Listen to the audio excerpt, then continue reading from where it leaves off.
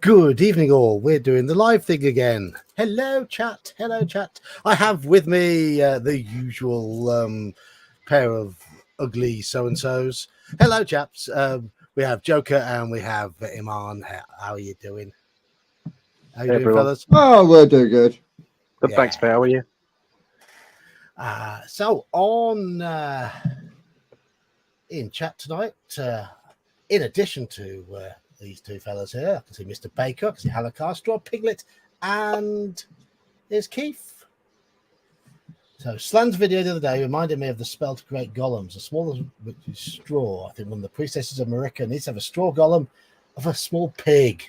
Yes, Straw Piglet will be happy with that. And I think Manfred would be happy with that as well. Okay, now. Wow. Just spilt my hot water bottle all over the place. So you're in your shed with your hottie botty, are you? Oh, with me hotty botty, is that what you call it? Hottie botty, yes. Well, it gets a bit cold in shed, you know, so just need a bit of warmth. With hottie botty.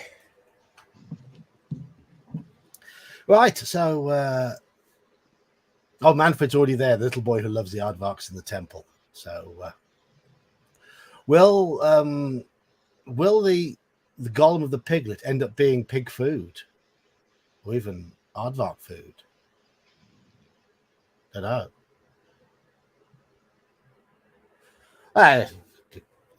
Silly. I mean, no, he could have a few pet pigs. Could Manfred could have a pet pig as well, couldn't he?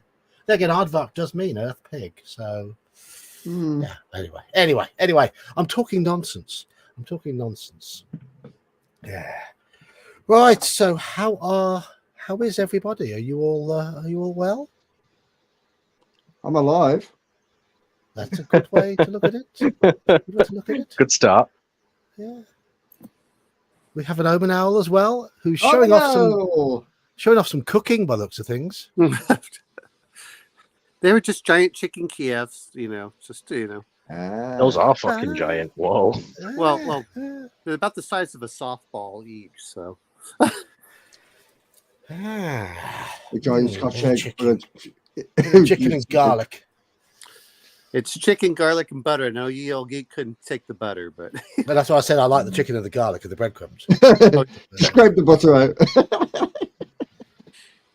So that's what makes it so good. If it, I know. When you cut it in half and the butter just oozes out. Oh, man. Oh, well, yeah, that's great. But then the other part is I also like when it's cold, so you just get to eat this big slab of seasoned butter in the middle. Okay, that's true. That's true. Yeah, I know. You geek, I'm sorry. You didn't get that mutation. You're just a plain, I used to eat chicken Kievs. I used to love chicken Kievs, but they don't love me now. Oh well. Oh well, indeed. Oh well. Unreciprocated love. Yes. You can't get your chat to work on your PC, Gene. I can see your chat. Yeah, it's working. Yeah, there it is. Yeah, and Hungar's booting people in the nuts again. It's something he does with alarming regularity. It'd be weird if he didn't. We'd have to ask if something was wrong with him. Yeah. I wonder if there's a big imprint. He's got these boots with steel toe caps, which have just got testicular imprints on the end of them now because he's hoofed people so often. And Hungar, the mighty Hungar. He's in size 10, size 12. Oh, yes, he's Cheers, Hungar. Thanking you. He's like, I know we've not started yet, but I'm going to channel my inner Justin. Yeah. Yes, he is. Yes. It's a dangerous thought. Hungar channeling an inner Justin. So where was we left, Chief? Where were we left? Ooh, right. We were choice number 97 by the looks of things, according to my my thingies here. Right. I remember us like meeting up with the cavalry and going somewhere, and that's the last thing I remember. Yeah, that's what I remember as well. Right, I'm just going to drop my hood down. I should be able to hear you a bit better now. The only reason I had my hood up before is because it was cold, and when I put these headphones on to begin with, they are freezing cold. But they warm up. They warm up, right. And I have a little heater on. So that's my heater is my hottie botty. I was just about to say. Right. Okay.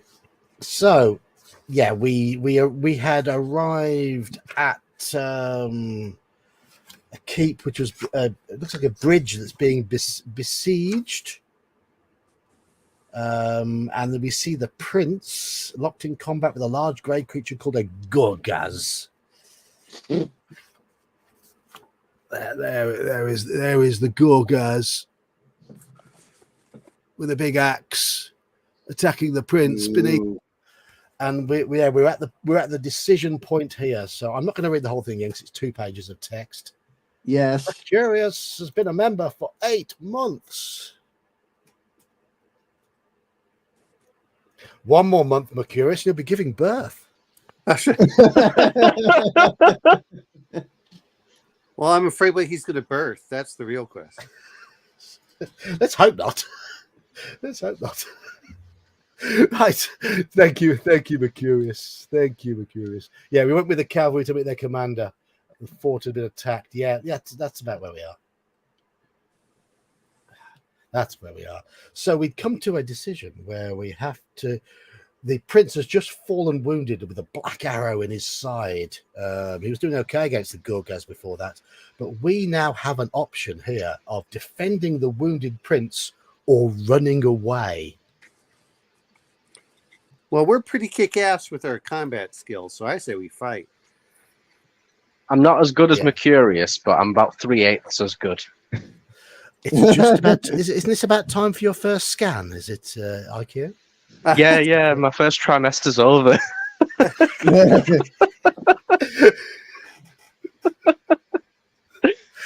Anyway, no, I didn't think it was the way you were looking at it. No, I'm in a weird mood tonight. Normally I'm in this sort of mood. No, I think the reason why I'm in this sort of mood is I was looking forward to a lovely lie-in tomorrow, and then just arsing about and playing games. And my colleague who covers alternate Saturdays for me at work can't come in this weekend, so I've got to work instead. Oh boy. So what you're saying is you've gone a bit doolally because you know you have to work and you weren't preparing to. I've had a busy day at work today, and I'm going to have a busier day tomorrow. I was looking forward to having this weekend off. It's payday weekend here, so it's going to be a busy weekend in the shop. So I'm like, Yes, I'm going to be off this weekend. No. No, you're not. No. Denied. So- Wait, sorry, what was that? John wants to have time off? Nope. She says she's got a bad back. And yes, she does have issues with one of the discs on her back. I have basically told her when I'm going to Canada, you're covering for me no matter what. Don't care. So there. That's Right. fair. Choices. Choices. Okay. Fight the Gorgaz. Hungar wants to run away. Halakar wants to save the prince. Mercurius wants to save the prince. What do you chaps here want to do? Save the prince. Save the prince and kick ass. Yeah, That's right. save the prince. So we've got 5 votes for saving the prince, including kicking ass. Just Hungar being a wuss. Oh, he doesn't want to boot the enemy in the nuts now. No, he Not doesn't. just yet. He wants to run. He's channeling his inner Justin because he wants to go left. So he's running away left. Well, saving the prince is on the left, so Is it? Oh, no, I don't know. Chugum and say everybody else is saying save the prince. Hello, Coco. So yeah, everybody, okay, apart from Hungar. So we defend the wounded prince. 10 to 255.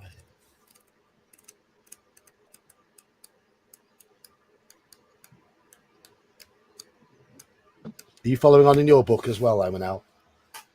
Yes, I have it on my book, but of course I'm on page For me, it's page 387 on my book.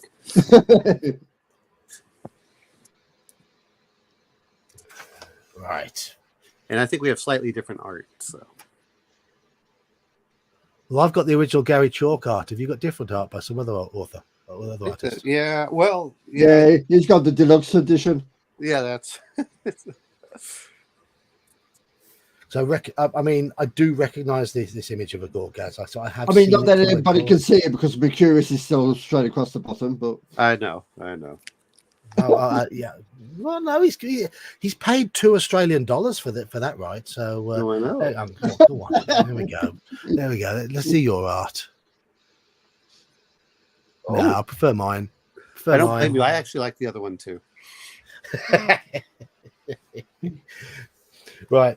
Your heart skips a beat when you see Pelethar scream and falter.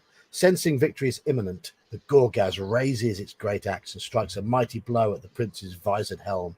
One of the prince's court guards pushes him aside as the black axe whistles down.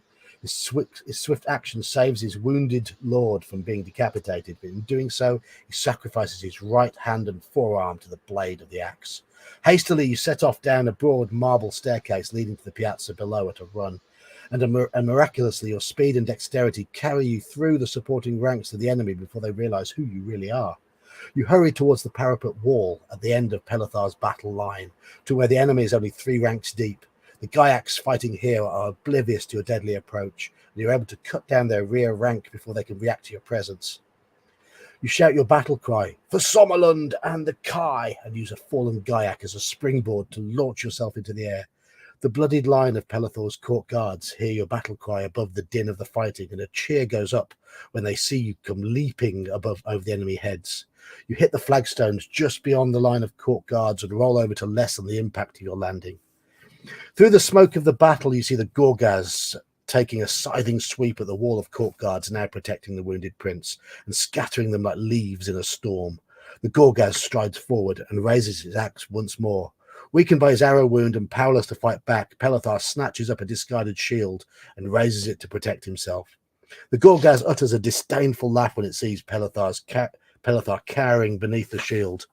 It knows that it will not save the prince from the crushing impact of the razor-sharp axe. With his bodyguard torn and scattered across the ground, only you can save Prince Pelethar now. Without a moment's hesitation, you draw your weapon and attack the mighty Gorgaz. The creature that you now face is one of a race of cold-blooded reptilian creatures that dwell deep in the treacherous Markenmire swamp. Their favourite food is human flesh. The Dark Lords have employed this murderous beast to lead their assault on the Alima Bridge for 2 reasons. Not only is it fearless and formidable in close combat, it also exudes a scent which sends Gyaks into a state of battle frenzy.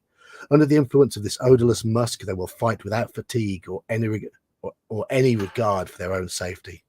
Solnaris, the prince's broadsword, lies at your feet. You may pick up and use this weapon if you wish.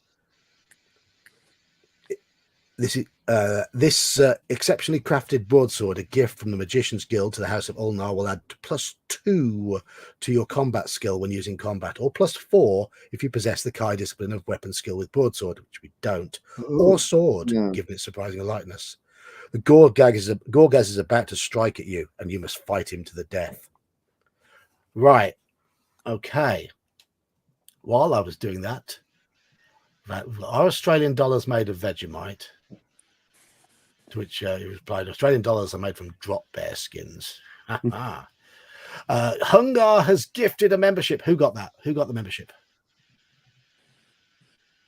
Anybody? Let's see.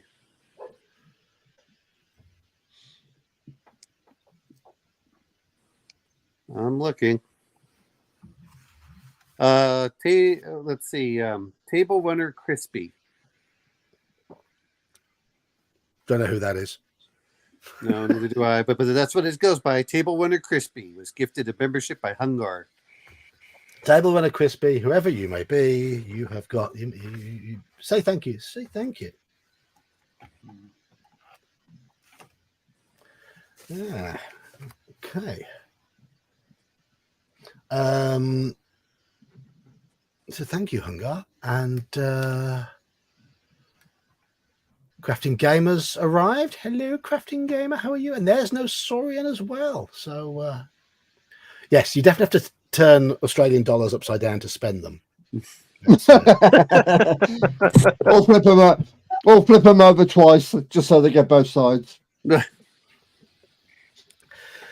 there we go. Right. The Gorgaz has combat skill 20, endurance 30. Fucking hell. Absolutely. Those are the words that came to mind. The thing is, now we've got this broadsword, we have combat skill 21, endurance 21. So we're going to need some good rolls. We're +1, which gives us a slight advantage. Here we go. Here we go. Ooh. No. Oh. But we still do more That's- damage. Yep. Well, almost. Enemy -4, us -5. No, that's not good. Ooh. So I'm going to write it down here. Gorgaz as 30. So, okay, let's keep fighting. We want some high rolls here. We really do want some high rolls, not ones. 5 is a bit better. Enemy -8, PC -2. That's leveled things out a little bit better. 14. John, you can just click the little reroll up there too. I can do. Yeah, I should do. Enemy -6, PC -3. It looks like we're winning because we have got a slight combat advantage, but 12 to 11. 10, 12 to yes. 11 us.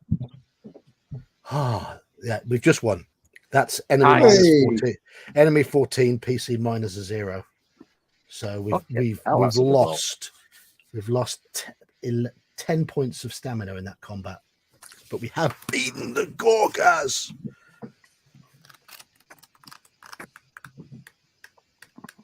So yes, you can see my rolls now that I'm using Owlbear Rodeo. Oh yeah. I like the battle mechanics in this. They're a lot more succinct than Final Fantasy, which tend to drag on a lot. Yes, the combat mechanics of this are much faster, and I like them. I do like them a lot. The massive Gorgaz crashes dead at your feet, gushing green blood from the mortal wound you have opened in its chest. Its evil followers hiss at you with anger and spite, but then their bravado suddenly evaporates as they flee the Durnstone, turning and running in a chaotic mass towards the safety of the Alima Mitre. Quickly, the prince's bodyguards regrouped to form a protective wall with their shields around you and their wounded leader. Black arrows whisk past your head, parting shots from the hateful enemy. The dying prince looks up at your eyes and says, "Brave young Kai, we came as quickly as haste would allow. The enemy flee, yet they will return. Stronger than before, though we shall deny them a crossing here. They will march upon Holmgard by the longer road." His life is fading. Prince Pelethar spends his last breath to say, "Take a message to my father. The king must seek that which is in Durinor, or all is lost. Take my horse and ride for my father's citadel. Go quickly, brave Kai. Ride like the wind. May the luck of the gods ride with you." You bid a sad farewell to the prince. If you possess Solnaris, the prince's broadsword, you now decide to give it back to its legitimate owner. So we lose that +2. Mount his white steed and head south along the forest path. The battle still rages behind you as the prince's men fight off another assault on the massive bridge. So the prince died. But we heroically gave them a chance.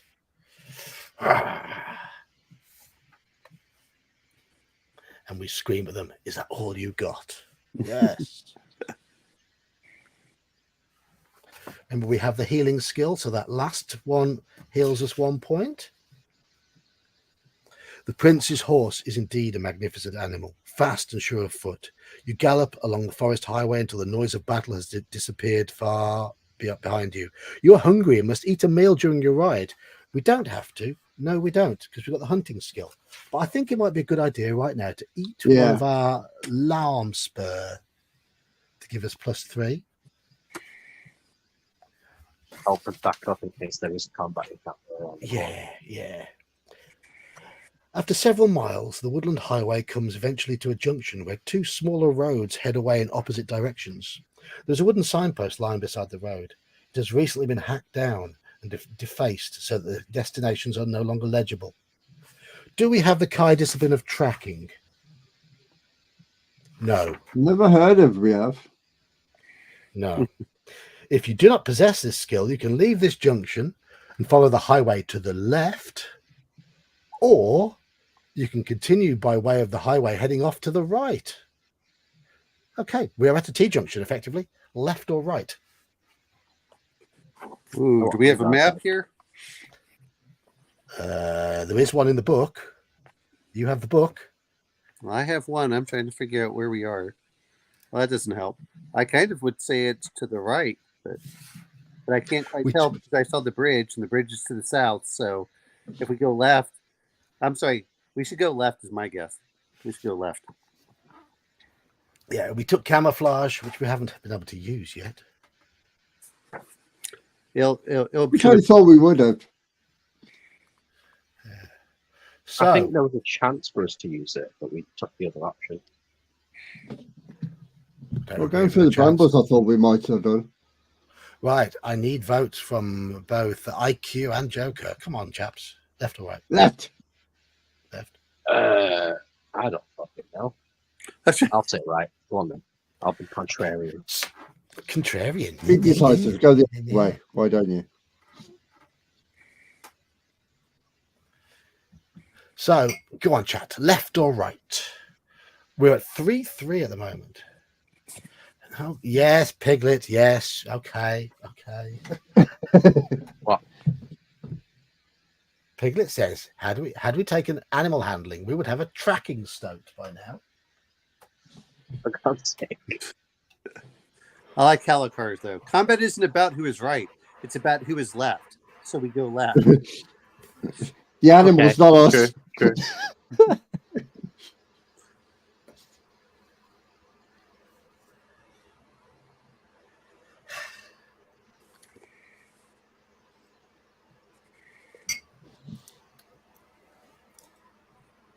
Okay.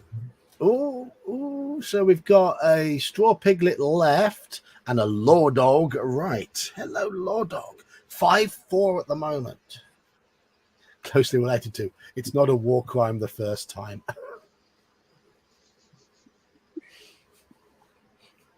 What is it? A war accident? Yeah, the first time. Yeah, it's a war accident the first time. Didn't mean to. Sorry. And then Coco, no sorry and say left. So Right, we're currently at 7-4 for left. So it looks like left is going to get it.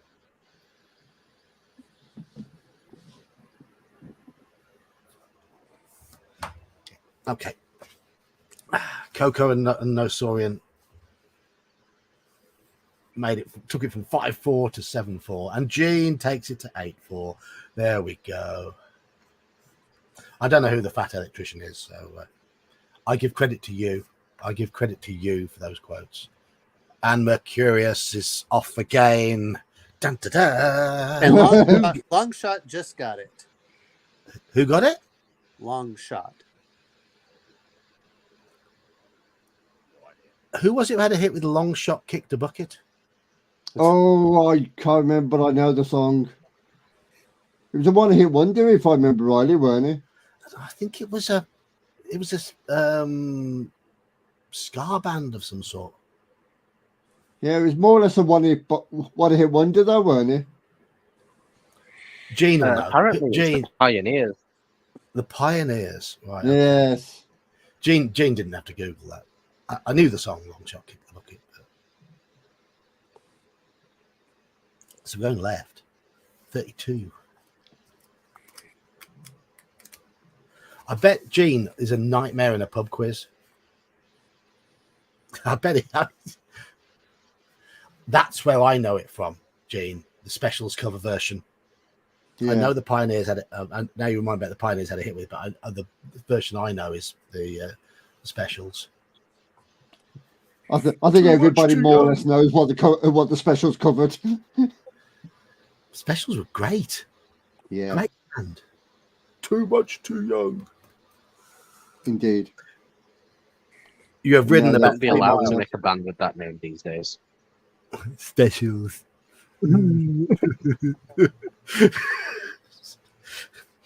You have ridden about 3 miles along the Timberland Trail when, in the distance, you spot the unmistakable silhouette of 5 large doom wolves. Riding on their backs are Gaiaks. They seem to be going on ahead to where the path leads down to an open meadow. Suddenly, one of the Gaiaks leaves the others and begins to ride back along the path towards you. Do we hide in the undergrowth to let him pass, or do we fight him? I say hide, and we might be able to use camouflage. But Ooh. You know a song about Starling Kick the Bucket? Is that a... I wonder if it's a piss take or long shot. Kick the bucket. I don't know. So what have you said? Hide. You want to hide? Both of you two want to hide. right. 5. Hide. 1 hide, 1 fight. Okay. I mean, if we, yeah, let's hide. If we took camouflage, let's use it. That's what I thought, yeah. If we get the option to. Fight, Sounds like it. hide.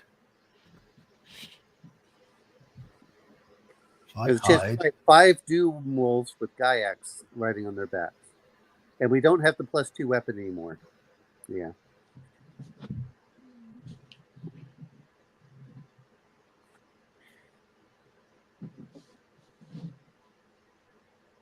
Hide. Oh, right. We're definitely leaning towards hide. Best song I know about gambling is the Pogues' Bottle of Smoke. Great tune.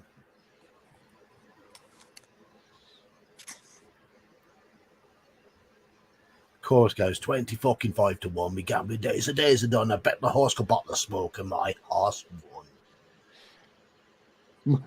My mother can't stand. My mother can't stand the guy from the Pogues. Oh, I saw him live back in about 95-ish. Yeah. And he was drunk before he came on stage and downed a bottle of wine in a 45-minute set and had to get carried off stage. It was. I think that was more or less. take. I was going to say I think that's more or less his normal state, weren't it? Because he always sounded it on records. Yeah. Is it like Dan? I think Shane McGowan would give Dan a good run for his money.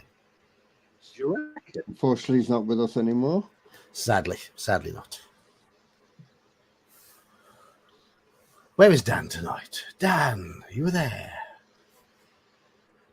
If you are there, do you reckon you could outdrink Shane McGowan? Not I say twice no. if you're here. Right. Hide in the undergrowth, let him pass.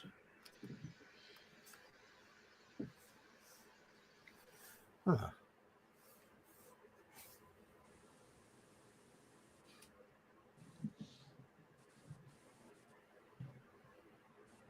Best song about gambling is the Whitlams, an Australian band, Blow Up the Pokies.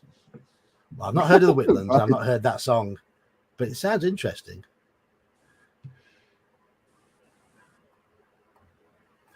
Right. Bravely hiding. I don't think it's given us another chance to use camouflage again. No, it hasn't. Oh. What is this?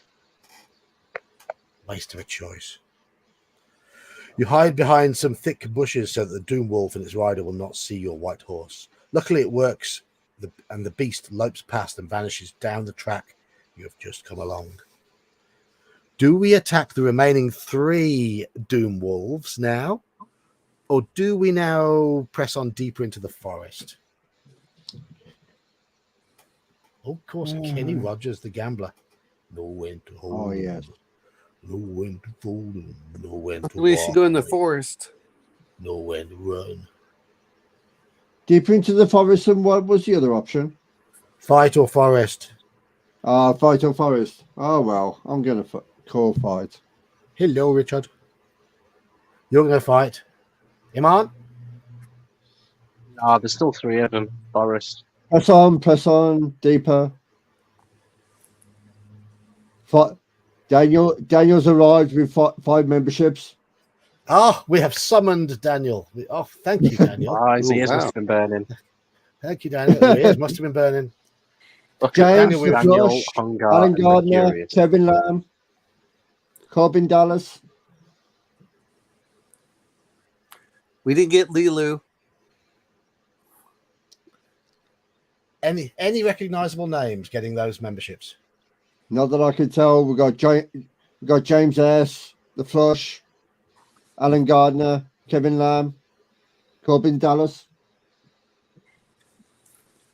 James S, I believe, has commented on videos. I've seen his name somewhere. Right. But thank you, Daniel. Thank you, Daniel. What's our Hungar, health? Our Mercurius, health and is Daniel being generous as always. our health is back up to 19 because each time we go through a passage, we heal. We rest. One, Yes. we heal one back with our healing skill, so we're back up to 19. So we're in a good state. Hello, Palmetto. Right. Wait, I Right. thought you said we were going to eat something. Did we do Yeah, we that? had- we Oh, had did some- that. Okay. Yeah, we did that. That got us 3 back. Yeah, we had a Lumspur meal. So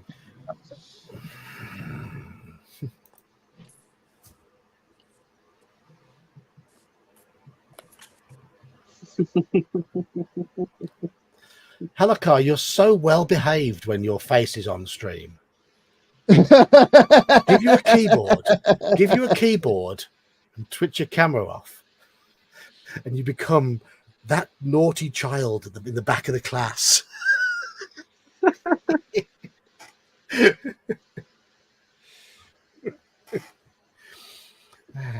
Right.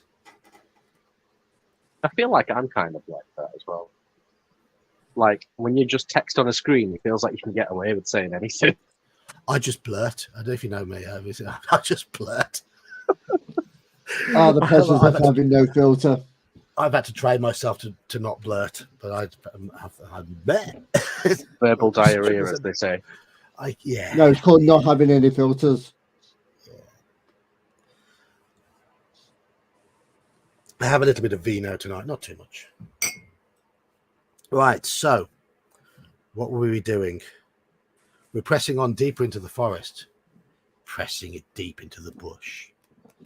Ooh. Oh. You spur the prince's horse to a gallop and race him deeper into the forest. This is a fine war horse, agile and strong. By far the best horse you have ever ridden. Although the ground is a tangle of briars and roots, he never once falters.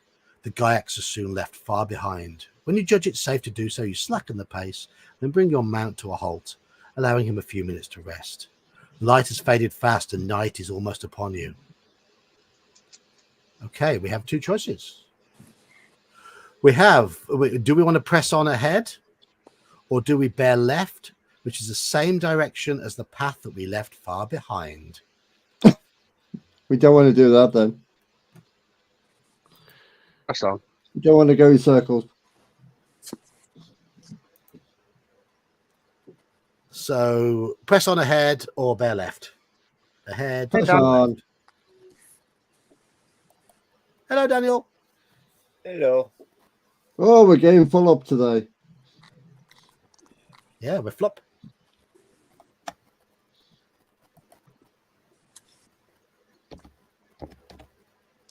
Okay, We really got were full on okay. John's anniversary stream. Yeah, we had 8. My anniversary stream on Wednesday. I'm guessing that's the total number you can get to on here, isn't 10. it? 10, I think. 10's the maximum. Oh, because I was lurking, waiting to be come in, but I didn't see you lurking. You didn't appear on the Did you lurking not? board. You didn't appear. You didn't appear down the bottom on the lurking board. There is a lurking board at the bottom. oh well. Yeah. I was there. I didn't see you. I was there for a couple of minutes. I thought you're too busy chatting to notice, so I went. Oh, if was you're only the there last for a couple hour. of, if you're only there for a couple of It minutes. was the last hour after my improv course last night. Ah, Yes, this person's learning improv. How's that going? Very good. Three Oh. more weeks, and then we do a performance Ooh. 8 Right, till only 9 one at the bu- back. 8 till only one- 9 at the back theatre.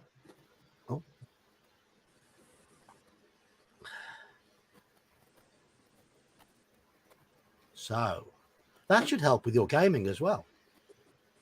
Well, that's the idea. That's the idea. Yeah. A bit of I confidence. don't know which one's helping which at the minute. Both. I think they'd help each other. Yeah. They're not the same, but they. No, I know which one I get more fun out of, but I am growing on the D&D side. Yeah. There's, as they say, transferable skills, isn't there? That's what they say. Yes. It's true, though. So Anyway, pressing on. I mean, look, I play in John's Call of Cthulhu game, which is nothing like Bear's Palladium game, but the things that I learned there helped me in Palladium and the things that Oh, yeah. Speaking, I hate to like go off subject for a moment, but John, today I was going through YouTube and there's a guy, I'll look into it a little more, but all it was Maker, and he had a list of the Cthulhu monsters by like category or legacy, or I don't know how they term them. I didn't get a chance to look into them because I was doing, but I'll have to try and find it. And because with you running the game, it was kind of like a monster manual, but online for Cthulhu. I mean, think about Call of Cthulhu with me is most of the enemies are human. Yeah, but this but you've got to have something a little bit weird, okay? Yeah, it was pretty neat. I didn't get a chance. I was busy, doing. Do you remember his name, Daniel? It was Maker on YouTube. That's all it was Maker. That's why I try to. I actually kept it up on my screen, so I'll go back and make sure, like, either at the end of tonight or else tomorrow morning or afternoon, I'll try and give you more information. But it was Maker. Okay, But it was pretty neat. I just didn't have time to look at it. Richard would like to know, Joker, if you're going to record your performance. Who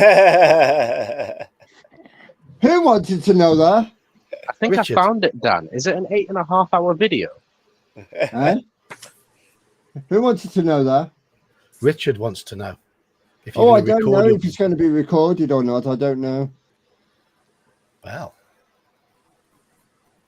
Dan, I think I found it. Is it this 8.5 hour long video? 8.5. I'm not sure. It says, hang on.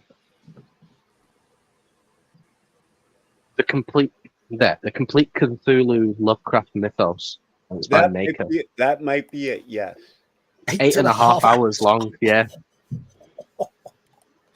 I hope there's some timestamp things in there.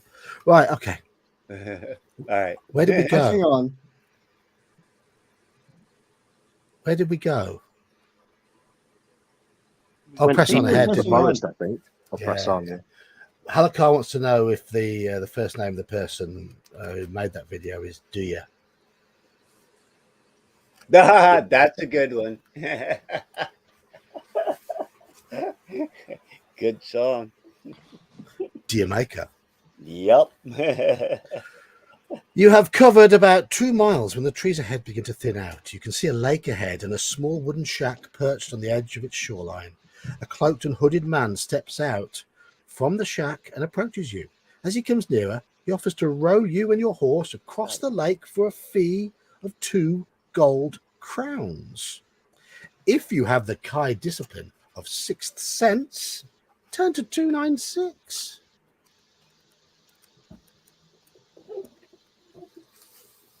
You sense that something is very wrong here. With fighting going on all around these parts and the forces of the Dark Lords drawing ever closer, why has this ferryman decided to stay and continue his service at the lakeside? You focus on his face, but the detail of his features is hidden by the shadow of his hooded cloak. You feel a strange aura of evil about him and swiftly decline his offer. You spur your horse away from the ferry house and its mysterious operator. You follow the shoreline for over an hour until you reach the far side and then continue on your way from there. The light is worsening as night draws in. Yes, we do have Sixth Sense. We have Hunting, Healing, Mind Shield, Sixth Sense, and Camouflage. Whoa, camouflage. Night falls, and you are soon engulfed by a total darkness. To press on now would be both pointless and dangerous, for you could easily get lost or fall foul of some hidden enemy. You decide to get a few hours' sleep and continue at dawn. Tethering your horse to a tree, you find a comfortable place to rest nearby and settle down to sleep. Pulling your warm Kai cloak around your body, you slip into a deep but troubled sleep. But you can recover endurance points. It says we can recover 3, but no, we only need to recover 2. Turn to 18. We're now back at maximum endurance. You are awoken by the sound of marching troops.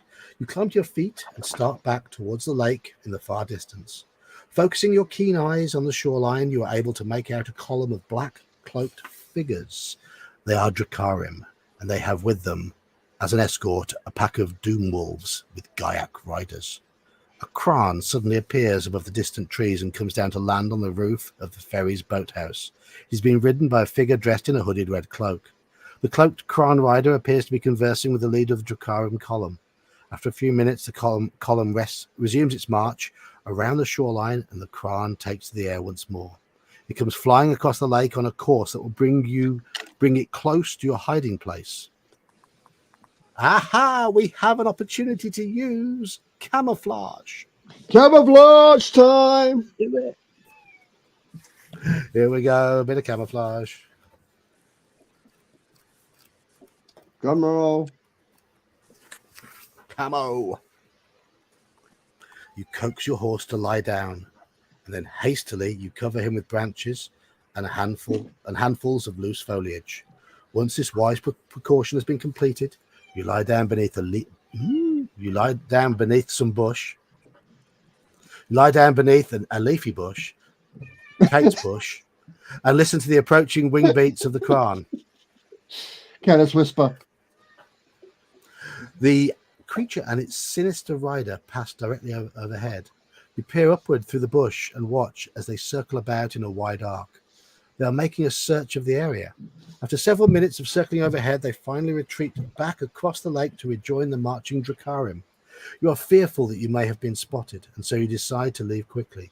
You pull aside the cover you used to hide your horse, mount up, and spur him away through the trees as quickly as you are able.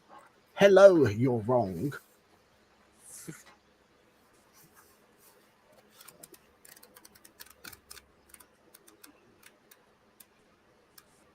So we managed to camouflage our horse as well. That's interesting. Yeah, that's nice, yes. It must be a big shit. As you push on into the forest, you hear the wings of the Kran pass above the trees and disappear northward. You ride on for nearly an hour until you come to a clearing. On the far side is a track that leads off to the south. Do we enter the clearing to take that track to the south, or do we avoid the clearing and so we can skirt around it under the cover of the tree line and then pick up the track further along? So basically, do we go straight through the clearing, or do we go around the clearing? I'd say around. Yeah, go around. You've had your votes. Now we wait to see what chat says. Halakar as we go around the clearing. I'm going to pour myself a glass of vino. Halakar can't resist a bit of bush.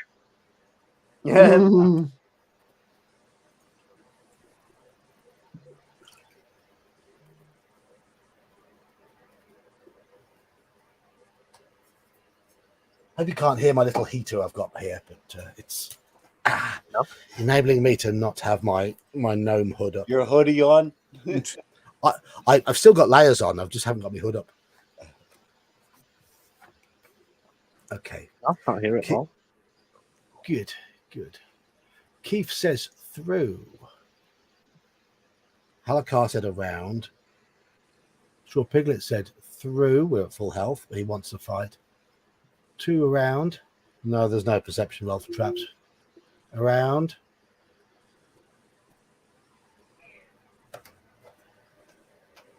It's not a British ale, sadly.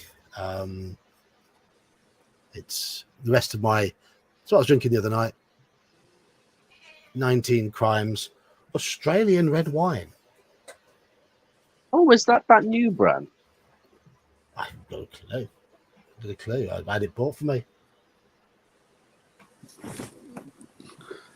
I'm quite enjoying it. It's like that black bottle with like the sort of Peaky Blinders looking logo. The guys on it. I'm wondering if that's Ned Kelly on there without his helmet. I see one for going through the clearing, and everyone else. And Keith. So Straw Piglet and Keith are through. Everyone else is around. It says here, download the Living Wine Labels app to discover their stories. Who's this? I don't know who the... Is that Ned Kelly? And only pictures I've seen of Ned Kelly had a big beard and big metal helmet. So I don't know. Oh, what's a good British ale? What's a good British ale? There's a lot of really good small breweries around. Local ones, yeah. But if it's going to be quite a big one, I quite enjoy Old Speckled Hen. I also like Timothy Taylor's Landlord. That's nice. Ruddles County is another decent one. And then there's the stronger ones, things like Theakston's Old Peculiar. That's a good one.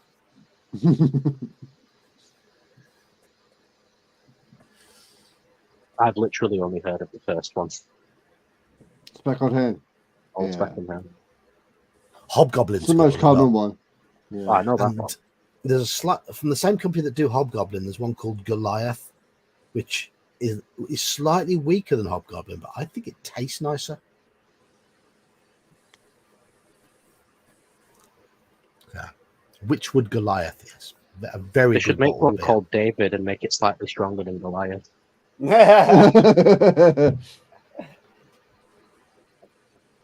Or it's a little tiny bottle, and you drink it, and suddenly you get a headache. That's like from Pittsburgh, there's Iron City. And my step grandfather used to drink it all the time. He'd do 1 quart in the afternoon, 2 quarts in the evening. And every once in a while, he'd say, "Hey, sit and have a beer with me." And I'd have maybe half a cup, and I had a headache. Was it? That just did not agree with me. Now,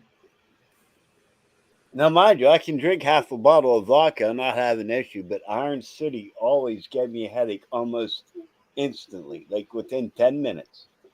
I was going to say a couple of months ago there was an ale in one of our pubs called Tom Jones.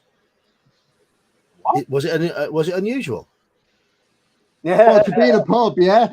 Well, actually, it's not unusual. Right. I mean, Daniel, that sounds like me with gin. Gin doesn't agree with me. Yeah. So we're going around by the looks of things. 118.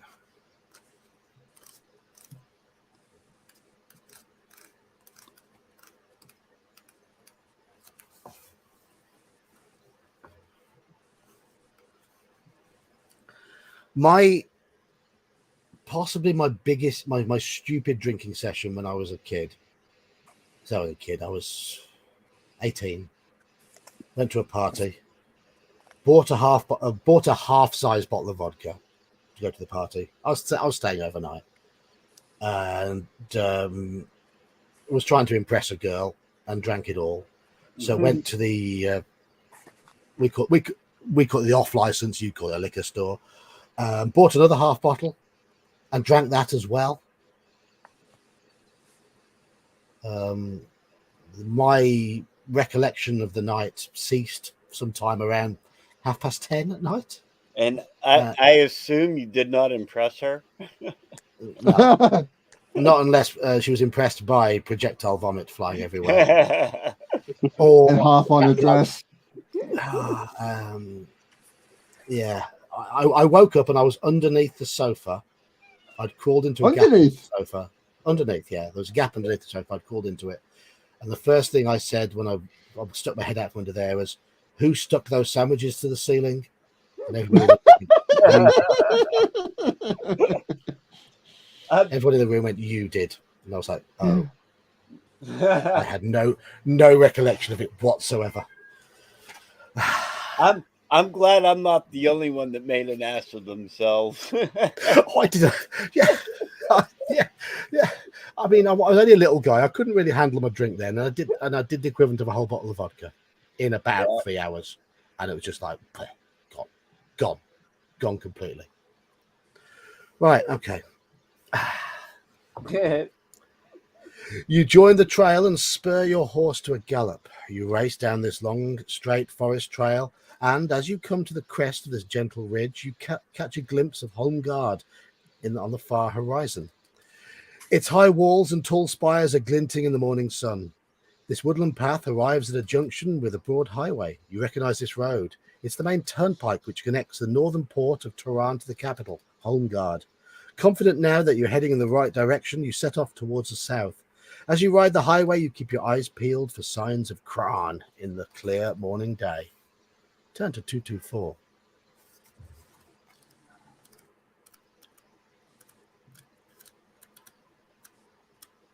I don't know if this book's more forgiving or if we're just picking all the right things. We seem to be. Needless to say, I don't really drink. I haven't really drunk vodka since that day. So I'm not surprised. If it makes you feel any better, Events like that do things to you like that. I once hid under, and I was in a total stranger's house, and I thought we were getting raided, so I slid under the bed. Mm-hmm. I woke up at like 10 o'clock the next morning to the person kicking me saying, "Hey, we gotta go." Oops. I slid under the bed and passed out. What is it with people going under beds and under sofas? I know. I don't know. That's the first place you look. I've completely lost where we were. I thought I was going to go to 2. Was it 224? 224. Okay. I think so. You have ridden. This doesn't seem to follow, does it? You have ridden for several miles and have seen no sign of refugees or enemy soldiers. You continue to ride as fast as your horse will carry you until you find yourself approaching a high ridge. You feel confident that you will be able to see the capital from this high vantage point. That's fine, yeah. As you crest the peak of the ridge, the sight that meets you on the far side is one that fills you with hope. But you quickly discover that there is also a new challenge which must be overcome. Dun, dun, dun. I can believe that, Halakar. Halakar, that is the person that I have become. I wasn't one of those then, but that's the person I've become. Halakar, that happened to me more than once. I had to call off work one time because people making a billboard out of my forehead.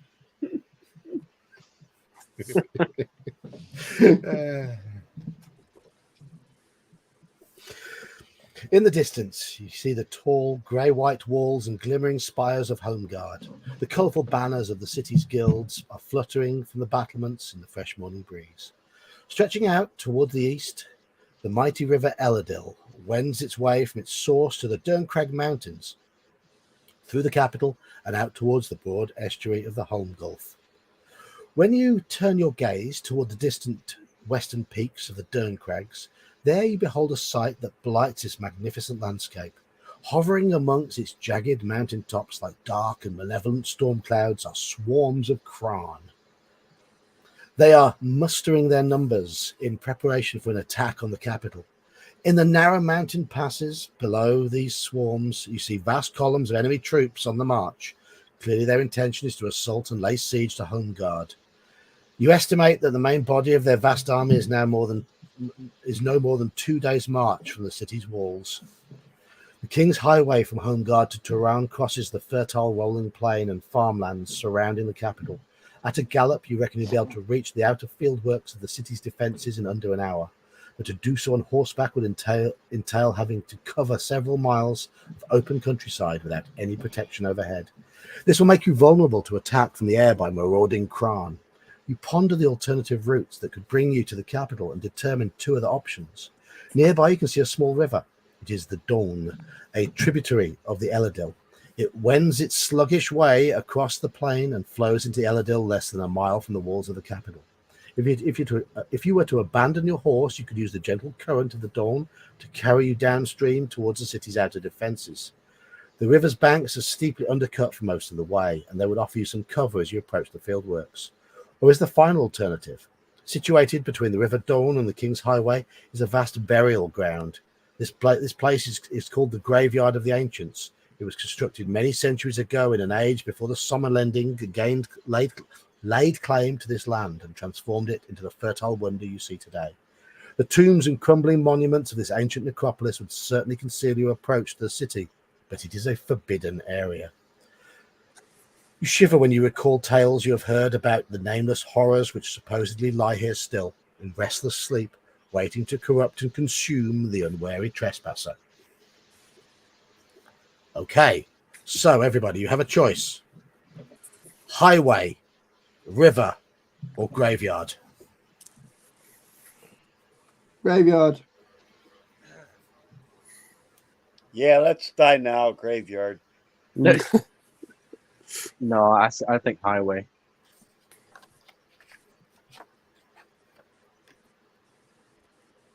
The smart me says go river, but the reality of it is I always pick the graveyard whenever I play.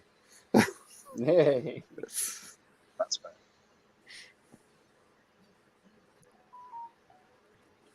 Okay. Straw Piglet, is that a vote for the graveyard? Coco B is going for the graveyard. Richard's going for the Grace Yard. Hello, Mr. Baker.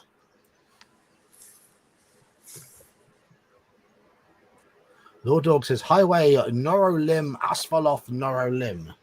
Yeah, I'm not sure why anyone wants to go highway. I mean, hey guys, let's go on open ground while we have flying beast above us.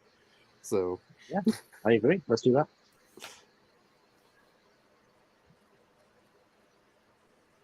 So at the moment we have 7 votes for graveyard and 3 for highway.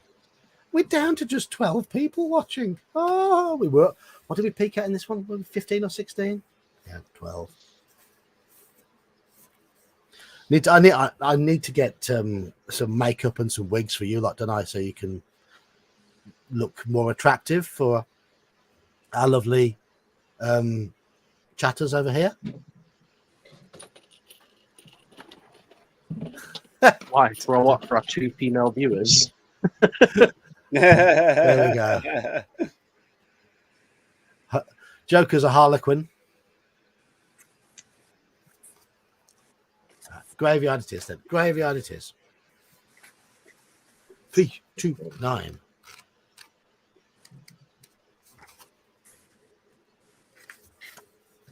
As you descend the ridge toward the graveyard of the ancients, you become aware of a strange mist that swirls all around this grey and forbidding place. It rises up from the fissures in the ground and from out of the cracked and crumbling tombs of this cursed necropolis. The heavy air is damp and foul and redolent with decay. It feeds a blanket of low cloud which keeps the graveyard locked in a perpetual gloom. With growing trepidation, you make your way toward the broken gate. As you draw closer, a creeping chill seems to penetrate your very bones.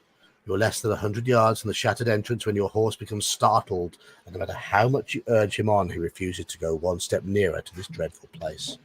Reluctantly, you are forced to abandon your horse and continue your final approach on foot. Doesn't sound ominous at all, does it? That's why I wanted No, to but take the carry highway, on. because the other 2 ways we had to leave the horse. Yeah, that's right. The highway would keep the horse. But would we have lost our life? That's the thing. You pass between the main gate's broken arch and realize at once that your passage through this graveyard is not going to be an easy one. The ground is broken and covered with thorny graveweed. This wicked briar snags your cloak and claws at your legs as slowly as you wend your way as slowly you wend your way between the ancient crypts. The clammy air is difficult to breathe. The sickly sweet gases that are seeping from the open crypts seem to carry with them the haunting murmur of distant whispering. The sounds are very faint, but they torment your ears and fill your mind with sinister shadowy images. Carefully you make your way between 2 ancient pillars, parting the tangled graveweed with your cloaked hand. Then suddenly there's a loud rumbling sound, and the ground collapses beneath you. With a yelp of fear and surprise, you drop down into a dark void amidst a tumble of loose grey earth and stone.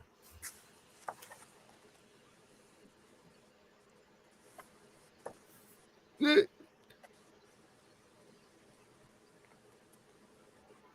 graveyard. Oh, the graveyard. The graveyard. There it is. Doesn't look very smashed. Yeah. Probably For a no graveyard, it already doesn't look very haunted. smashed. No. Well, the headstones are lying at an angle in that picture. It was a graveyard smash. Oh, okay. Yes. Yeah, I get the joke now. Bobby, Boris, Pickett, and the Crypt Kickers. Yes.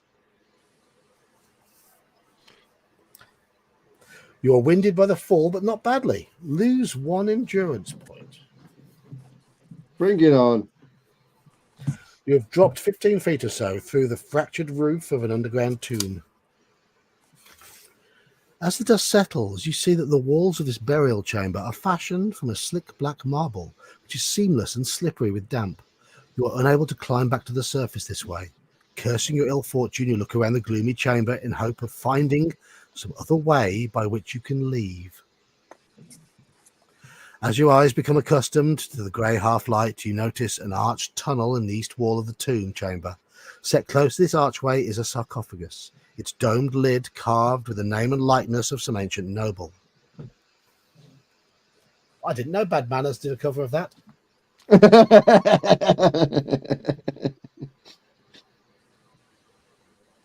I love you, yes I do, because I know that you love me too. Special brew, Bad Manners. I love you, yes I do, because I spend all my money on you. My wife used to think that was just a jolly love song until I told her the song was called Special Brew. It's all about booze. Right. If you wish to use the Kai discipline of Sixth Sense, I think we should.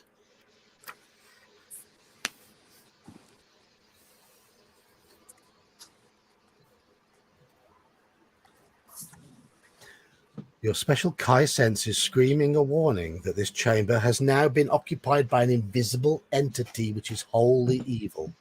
Alerted to the danger, you turn towards a tunnel and leave this cursed tomb as quickly as you are able. Right. Sixth Sense is pretty useful, isn't it? Oh, it's a must-have.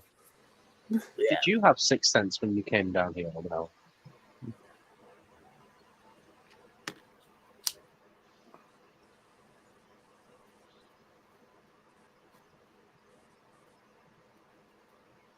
Abenel's not replying. For what? Oh, I thought my internet. I said Sixth Sense is a must-have, and I was like, okay.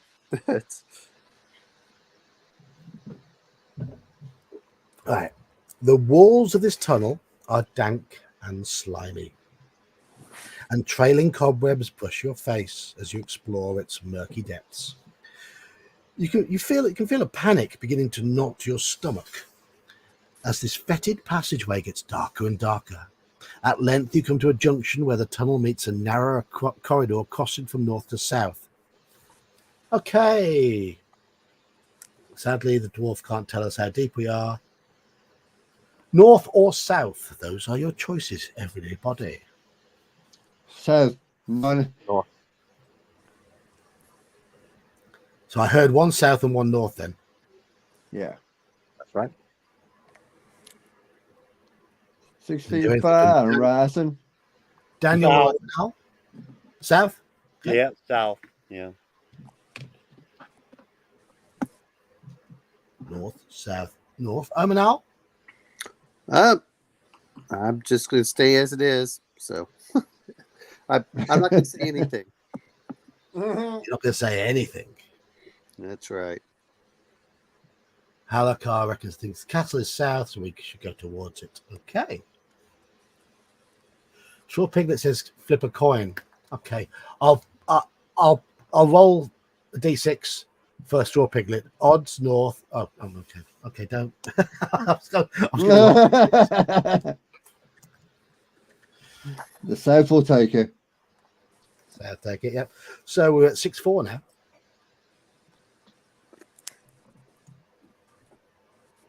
6-4 for South. Any more votes?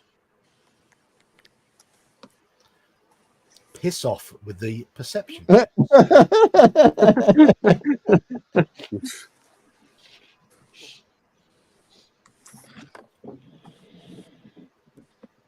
To be honest, I do get them to roll perception checks when we play MERP. But it's harder to get a full success there. So it doesn't always tell them a lot. So, and with that, you have to drive home, Halakar. Have a safe journey home. Good evening. Drive it like you stole it. No, don't drive it like you stole it, because Daniel's a bad influence.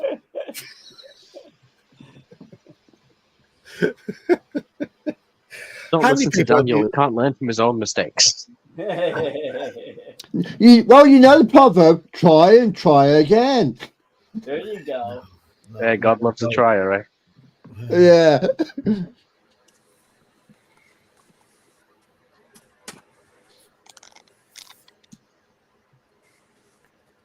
Is South So- still winning?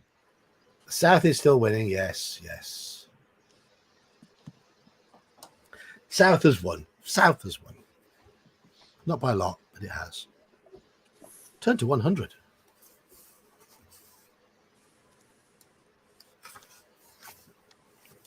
This chillingly cold corridor gradually descends before making an abrupt turn towards the east. Cautiously, you peer around the corner and see a greenish glow which illuminates the tunnel in the far distance, revealing engravings on its walls and ceiling. Cautiously, you examine these curious etched prints.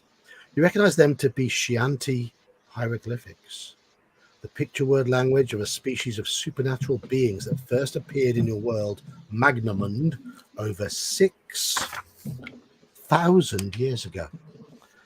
The engravings seem to tell a story, but you are unable to fathom their meaning.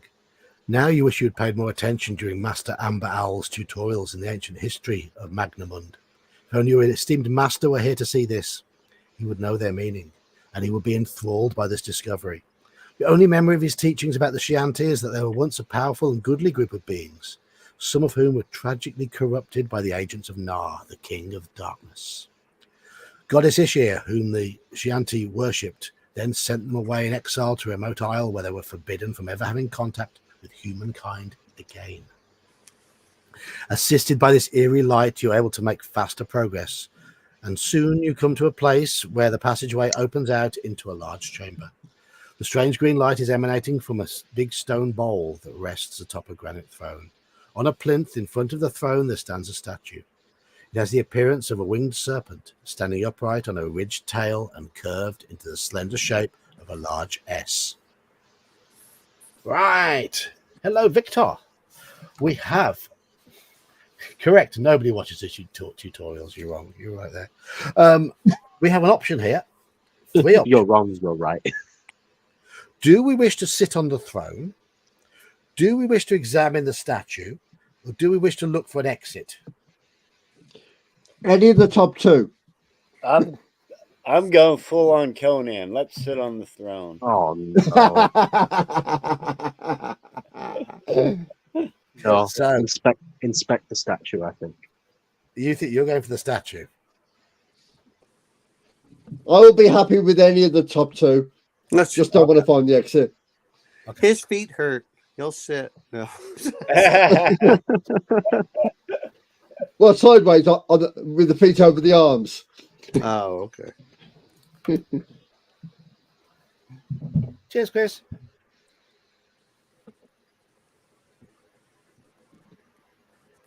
Richard's going for the throne as well. So we see 2 for examine the statue.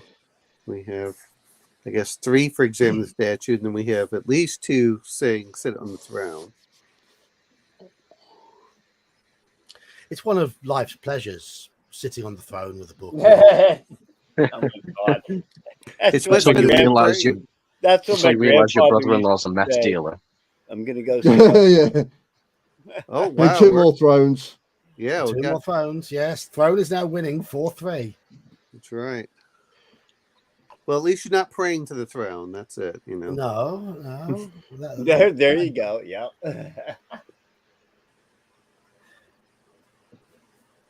Is there a Doesn't look magazine next to it? That's where you keep a copy of an Earth Arcana, isn't it? Yep. Next to the Morning Standard.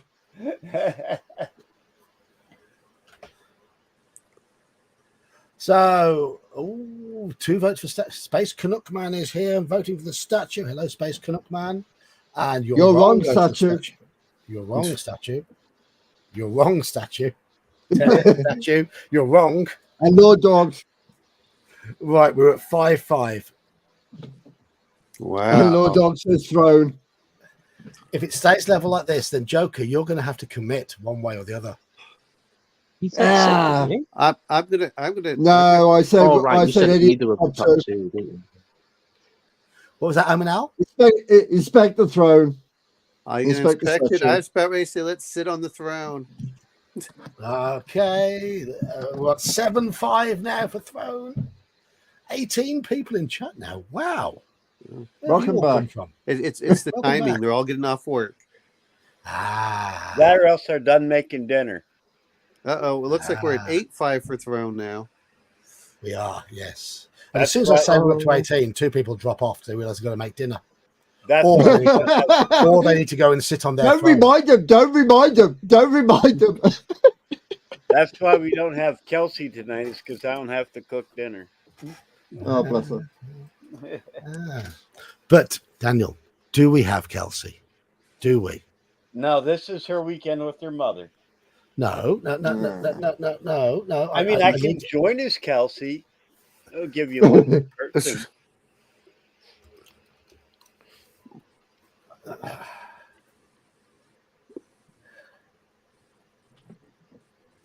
There we go. I wonder about your alter ego, Daniel.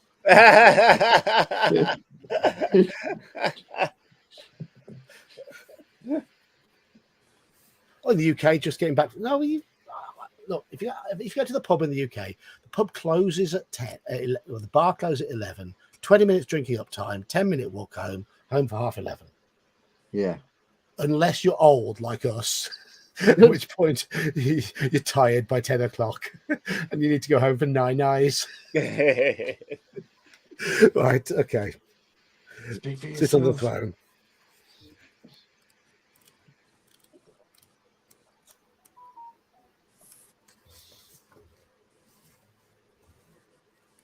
As you sit down on the throne and rest, blah, blah, blah, blah. As you sit down on the throne and rest your weary legs, the stone serpent very slowly moves forward on its plinth. A cold sweat beads on your forehead, and nervously you reach your weapon, with trembling fingers in case the serpent should suddenly animate an attack. A red, forked tongue appears from the stony head of this strange statue. It arcs over your head beyond your reach and then dips into the bowl of green light perched on the high back of the throne. Slowly this tongue re-emerges, grasping a golden key. To your surprise and amazement, it releases this key, which drops into your lap. A moment later, the stone panel in the east wall clicks open to reveal a previously hidden exit.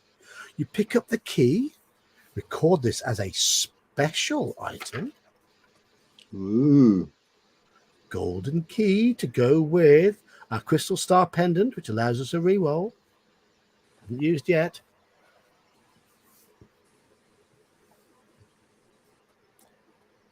Okay. And you leave the chamber by means of the secret passage as quickly as possible.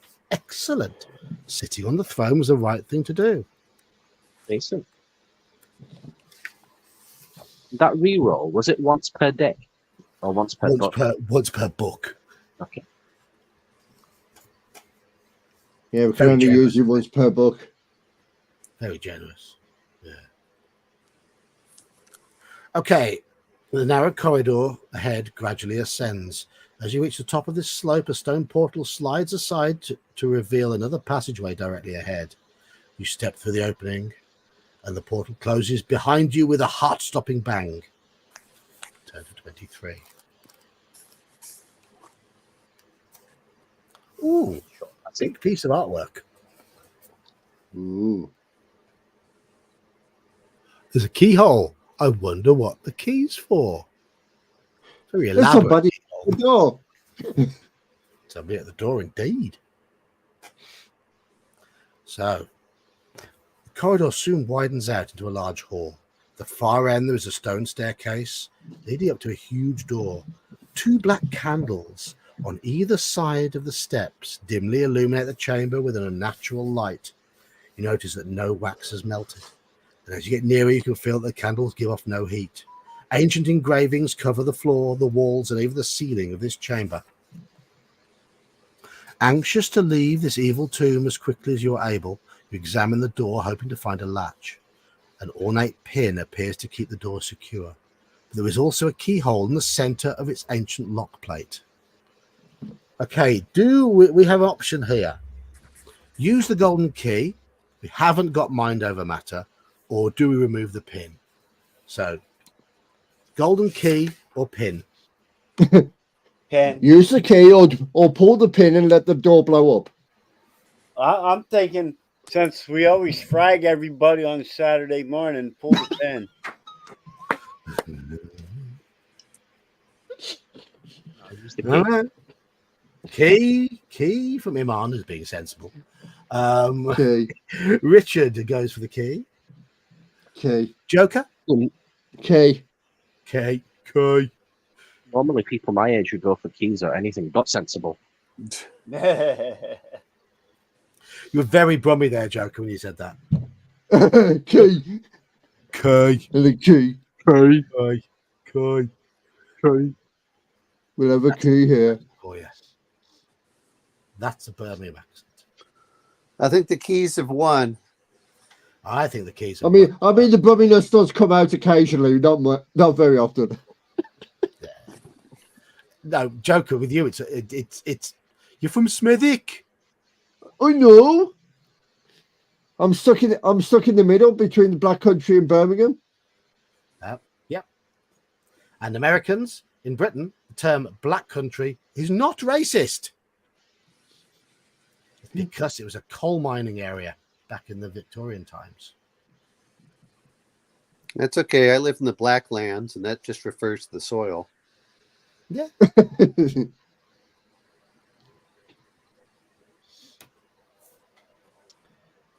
The Black Country has the strongest accent.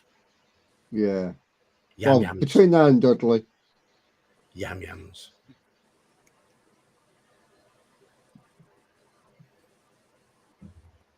Okay, key is on 8, pin is on 1. It's only Daniel who wants to go for the pin. I was going to say, who's the dangerous one? Daniel, Daniel just wants to go scorched earth at this point. I'm so curious to find out what happens if we pull the pin, but you know. It's one of them. There's two options I'd like, but we're going to take one. So you know. carefully, you insert the golden key and turn it clockwise. For a few moments, you hold your breath. Then you hear a dull click and exhale with a sigh of relief.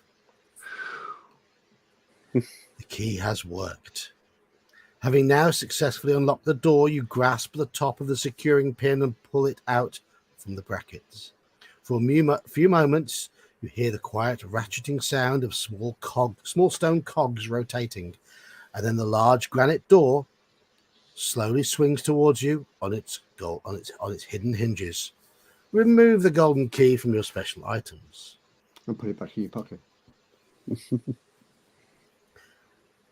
The grey half-light of the graveyard floods into the tomb. Outside the door, a small flight of stone steps ascends to the surface. These steps are overgrown with black grasses and graveweed. You draw your weapon and use it to cut your way through the spiteful foliage, suffering several small cuts to your legs and to the back of your hand as you hack out an escape route.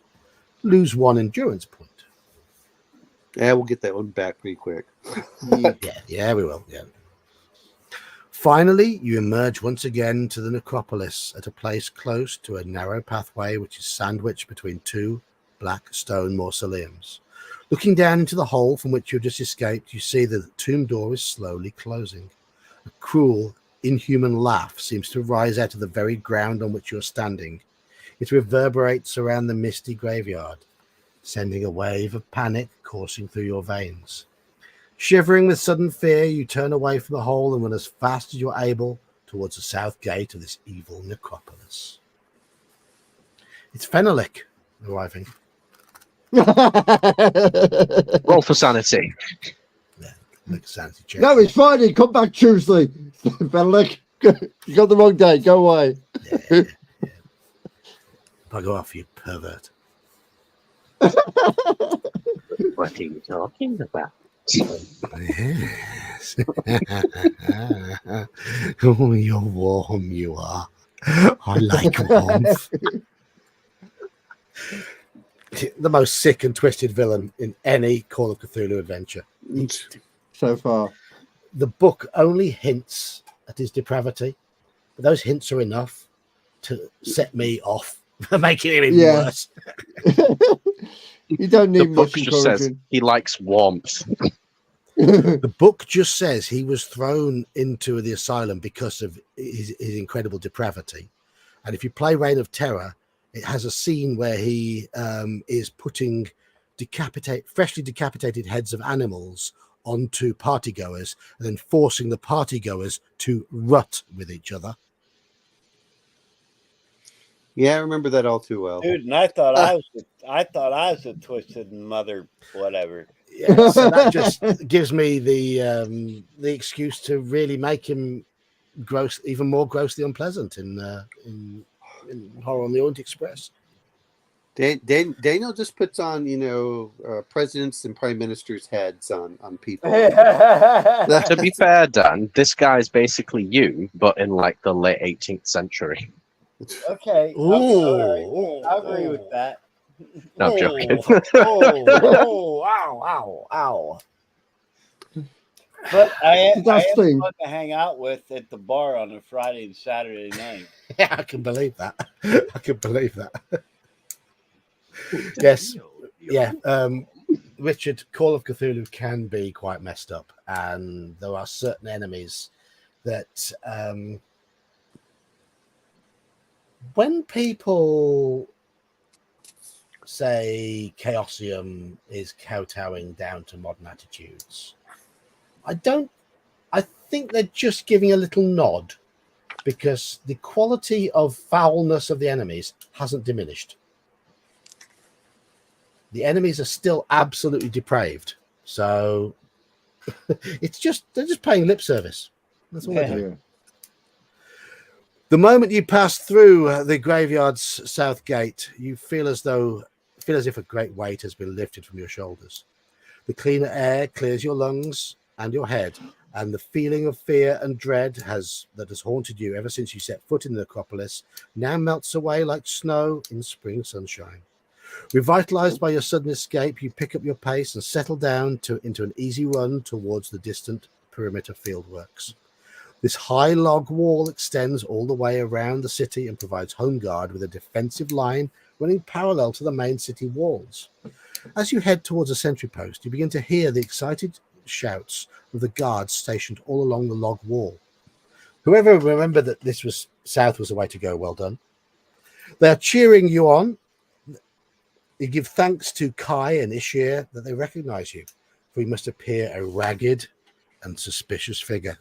Your cloak is torn and hangs in tatters. Your face is scratched and blood smeared, and the cloying grey dust of the graveyard of the ancients covers you from head to toe. It is only when you are splashing across a shallow stream less than 100 yards from the gate to the sentry post that the full horror of your graveyard encounter finally catches up with you. Your heart begins palpitating wildly, and all the colour drains from your face, leaving you feeling nauseous and with a ghost-like pallor. The last thing you can recall before shock and exhaustion rob you of consciousness is falling forward into the outstretched arms of two Sommerlending soldiers who have run from the sentry post to help you. You may wish to note in your action chart you have survived the perils of the graveyard of the ancients for future reference. Okay. Yay. We will make said note. And turn to 268.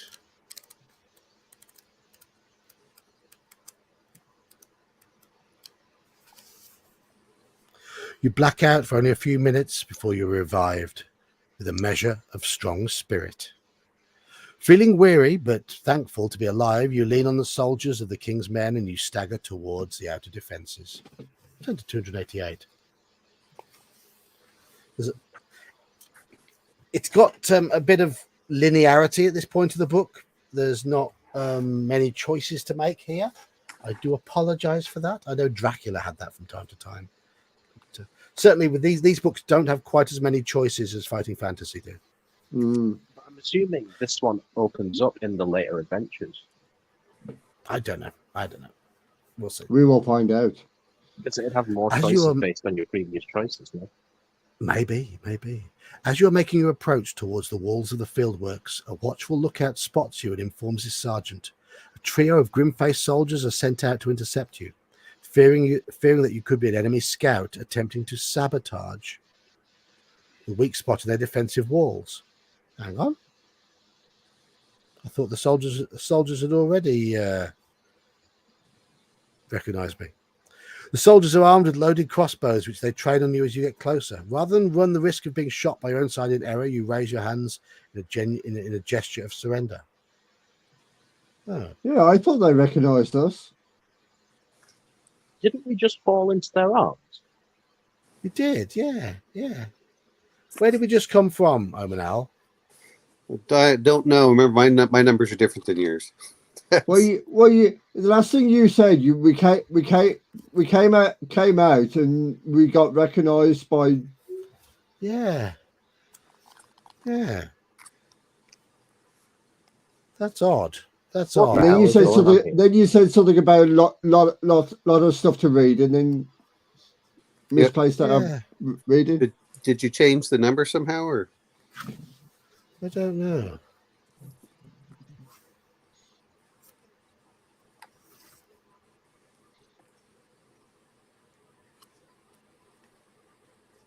No, The one that you no, just read was a really short passage. it was, yes, and then just said go to 289. I'm sure it did. Yeah, 288. Sorry, yeah. Oh, okay. Yeah, it's a little bit disjointed here. Although they do not try to disarm you or confiscate any of your equipment, these wary Sommerlending soldiers never once lower their crossbows nor take their eyes off you for a second as they escort you back to the wagon gate. It is not until you're inside the perimeter fence and delivered into the hands of their sergeant that your true identity is recognized. All right. Yeah. The battle-weary sergeant immediately orders his men to lower their weapons. My liege, he says respectfully, where are the Kai? We are in desperate need of their battle skills and leadership. The enemy press us most cruelly at the outer northern wall, and our casualties are mounting high. Sadly, you inform the brave soldier of the fate that has befallen your kin, and the urgency of your desire to see the king and report the calamity. He is visibly shaken by your news, dumbstruck by the shock of it. He motions to his men to return to their battle stations on the outer wall. Then he asks you to follow him while he tries to locate his commanding officer. Burps. Eventually, he finds the officer, a young lieutenant, in English, lieutenant, busily overseeing the reinforcement of the river barges. When you tell him your account of what has happened and how you have made your way here alone, he too is visibly shocked by the dire news. With a trembling hand, he signals to his sergeant to go and fetch 2 horses. While you're waiting for his order to be carried out, the lieutenant offers you some food and wine from his backpack. We're back up to maximum endurance. Hey. You are finishing your meal when the sergeant returns with 2 saddled horses. Ahead, young lieutenant motions you to join him, and together you mount up and ride towards the main gate of Homeguard. 129. Did you see my new logo thing for this stream? Mm-hmm. Is it all right? It looks all Thumbnail. right. You know, shit, isn't it? Because I haven't got a clue. I thought it was funny. I made it with Paint 3D. Well, it's just missing one D. Yeah.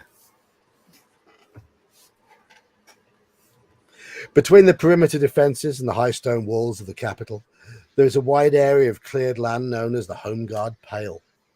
The shanty dwellings that pepper these outskirts are usually occupied by petty criminals cast out of the city as a punishment for their crimes.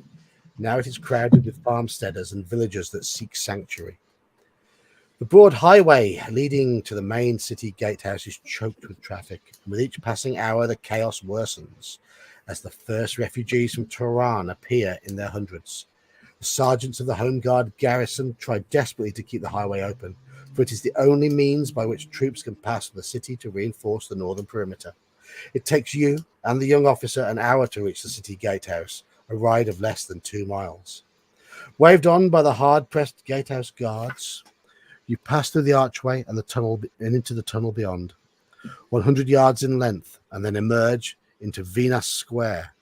This grand plaza usually serves as a marketplace, but today it teems with so many desperate people that you can barely glimpse its famed flagstones of pink Palmyrean marble. You and the officer finally halt outside the doorway of the main watchtower. Do we continue following the officer? Or do we feel we stand a better chance of making our way to the King's Citadel by ourselves? Officer or on our own? The officer. Follow. Follow the officer. Yep, follow. People keep telling me about Canva and I keep forgetting about it, so I should try and use it, shouldn't I? Cheers, Piglet. Cheers, Piglet. It's what I use. Canva. Mm. Keith's on his own saying go on his own. Bah, didn't come out right.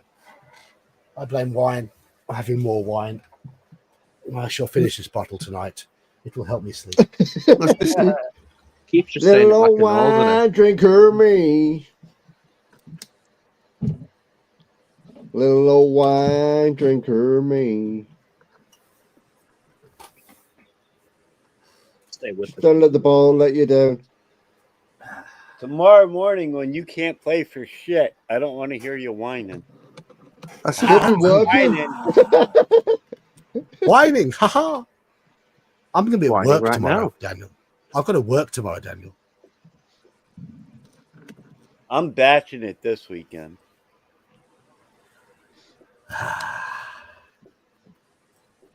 Bastard. bastard. Yeah. No, I originally had this weekend off. I normally work alternate weekends, and unfortunately, my colleague who does the other weekends has done her back in. And I had a phone call yesterday to say, John, I can't come in this weekend. Yep. Yeah, my boss had a relative pass away, so I've been playing mini boss all weekend. Or all week. Ooh. I should say. So I know what you mean.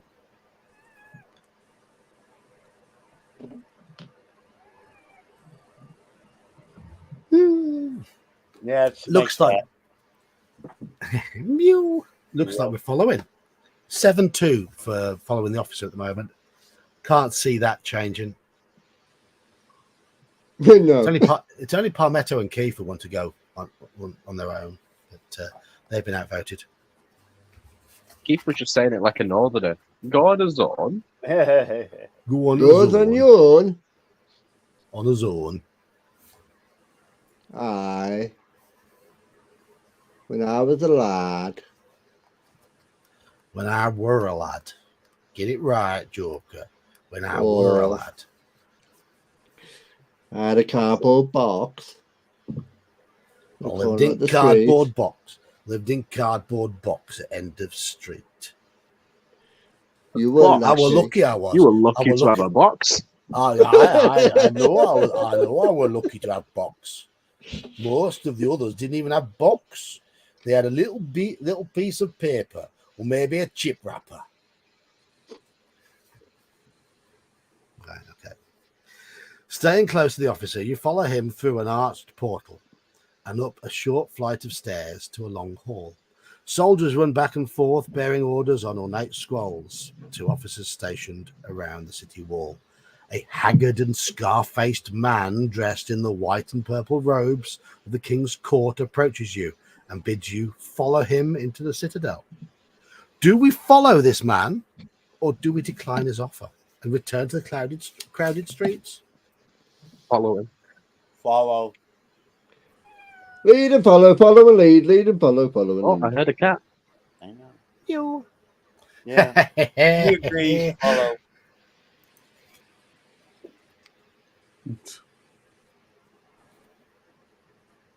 Oh, Joker, I want to hear you shout, Sharon. dude, I'm gonna.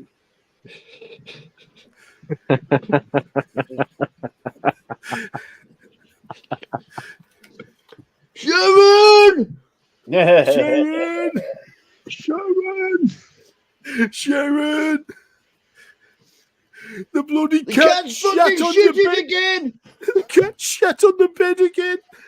Has anyone seen that clip where a reporter asks Ozzy if he's sober now? And he's like, sober? Yeah.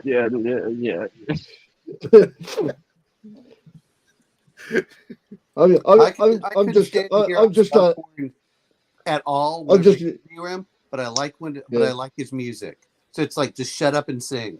That's yeah. I am glad the Osbournes have got their series back, even if it is on YouTube as podcasts, weekly podcasts. I think he's a genuinely funny bloke. He is Genuinely funny guy. What gets me is he can't speak clearly to save his life, but when he sings, he's amazing. Yeah, For but a it short couldn't really time, make his sense voice when he gets was tired. singing either, but you know. His voice gets tired now, doesn't it? I think. Yeah, he's about dead. Hate to say it. Well, I was going to say he's proud to admit the fact that he's fucked up his voice from a young age with all the drugs and drinking that he did, to where the he is now. David Coverdale was the same way. The whole reason David Coverdale got his lead singer job, and he even admitted it, was because all the whiskey and coke that he did changed his voice, and that's why they hired him, was because he had that dark, raspy voice. So yeah. I mean, it also don't help Ozzy with the mental health that he had in the last 10 or 15 yeah, years. there was that also. Yeah, but That might be drug induced, but I mean, my Oh, boss, definitely, or definitely quickened. One of the two. correct. my boss saw Black Sabbath in about 2018, 2019 for their final. Oh, when they last did their reunion. Promise. Yeah, he saw them then, and he said he was impressed how Ozzy managed the length of the show, but he wasn't hitting the high notes as well. And towards the end of the show, it was obvious that his voice was tiring. He was getting tired. Yeah. Hello, Manfred. How you doing? Hope you're well. Hope you're well. I was going to say his last solo album was good, Black Rain. I'll have to look that up. I haven't heard that one. Anyway, we've got to choose here. We've got to choose whether we follow him or go back to the streets. Keith wants to go back to the streets. Everybody else is saying follow him. Yeah. Follow. I've only got 5 votes here. 4 for follow, 1 for back to the streets. Palmetto. I think everyone was distracted by Sharon. Sharon.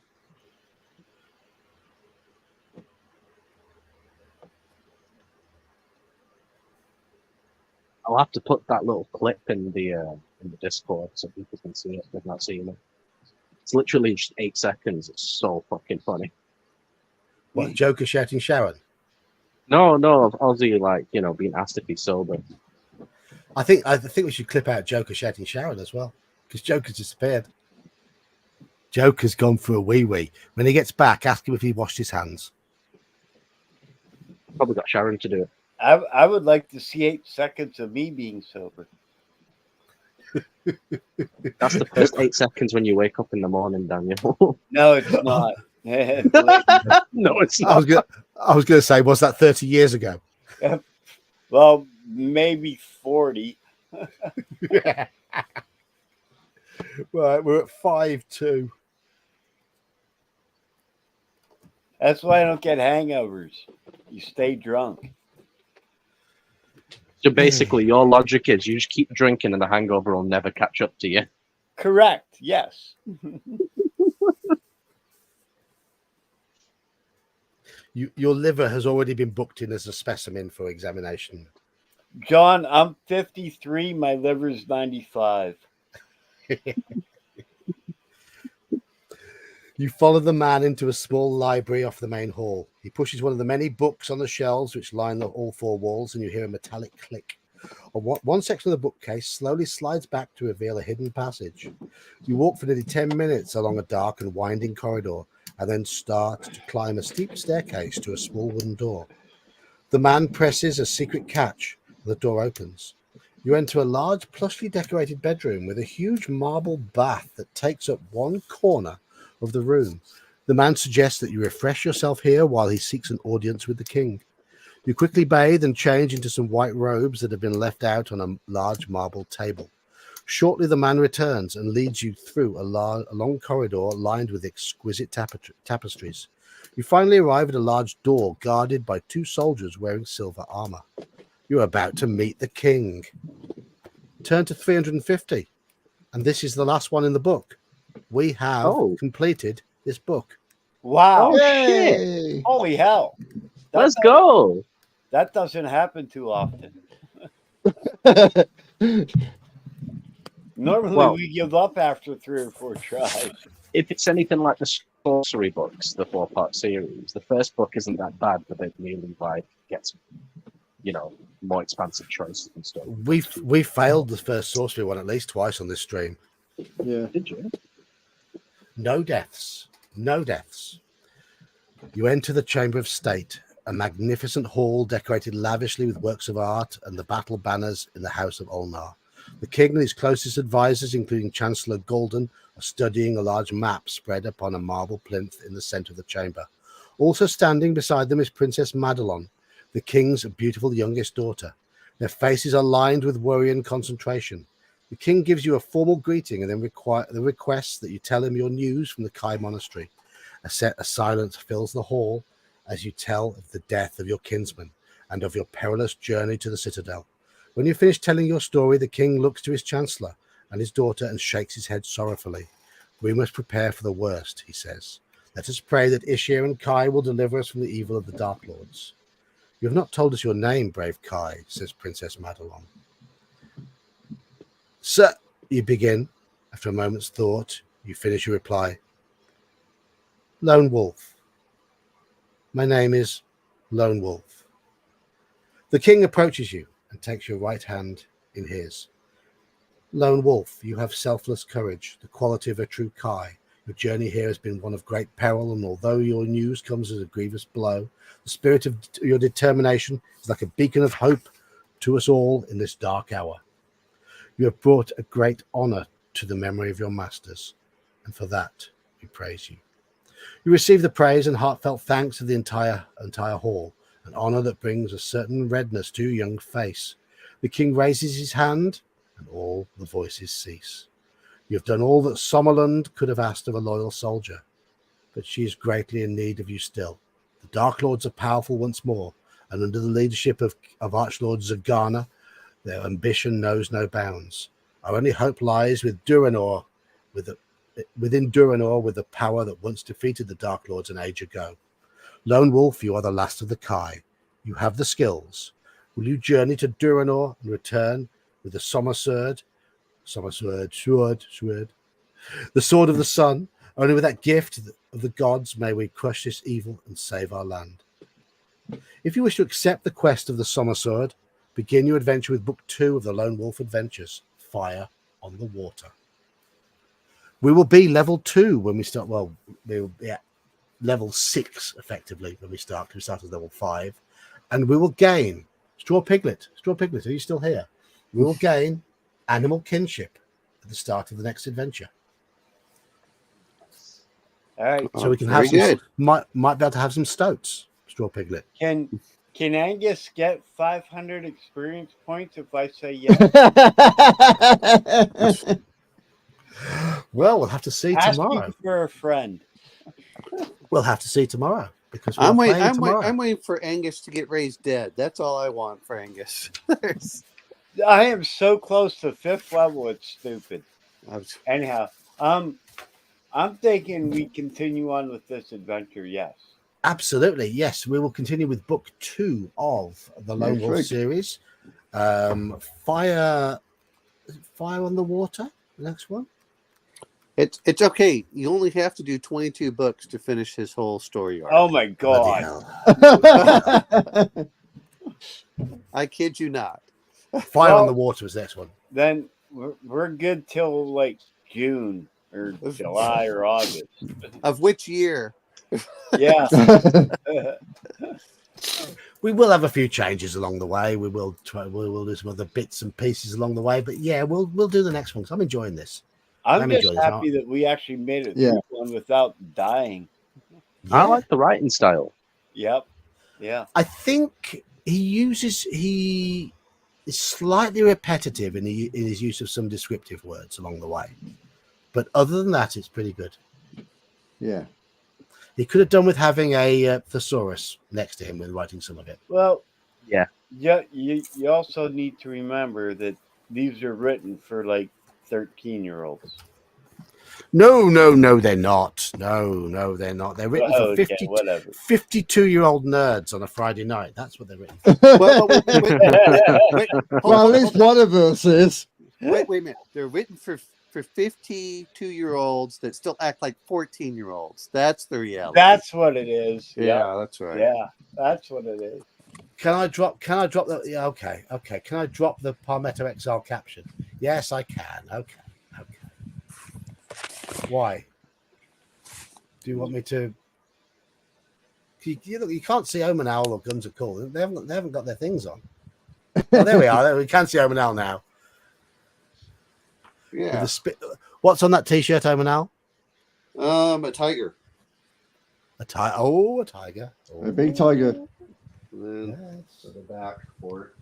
So. What's on the back? Oh, it's let's see. That's pretty awesome. I bet that T-shirt was quite I'm not gonna, expensive. take it off and go, here you go, guys. No, No, I don't. Accept no. No, Omanal didn't have his camera on, so it didn't matter. Didn't matter. I still have to get a camera. Sorry, Gene. Sorry. Gene, the DM who doesn't kill very many player characters, wanted to see it. That's because on our Saturday campaign, The Gene player still leads the death count. characters. Gene has lost the most characters in our OSC game. Yeah. Don't worry, Joker's tied- catching up. I still like you, Gene. Don't worry. Just don't kill me off next time. Yeah, he just maims them. Yeah. Yes.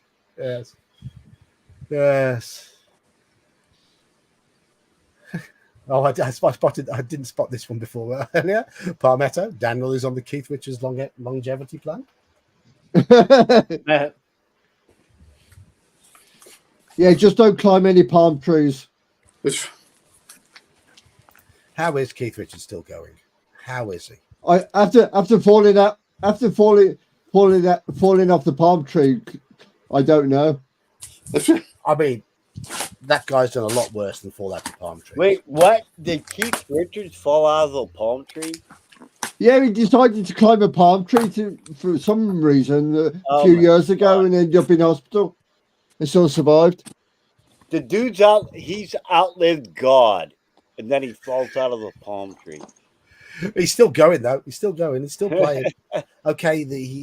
Let's put it this way. If God was real, I'm sure it was Keith Richards.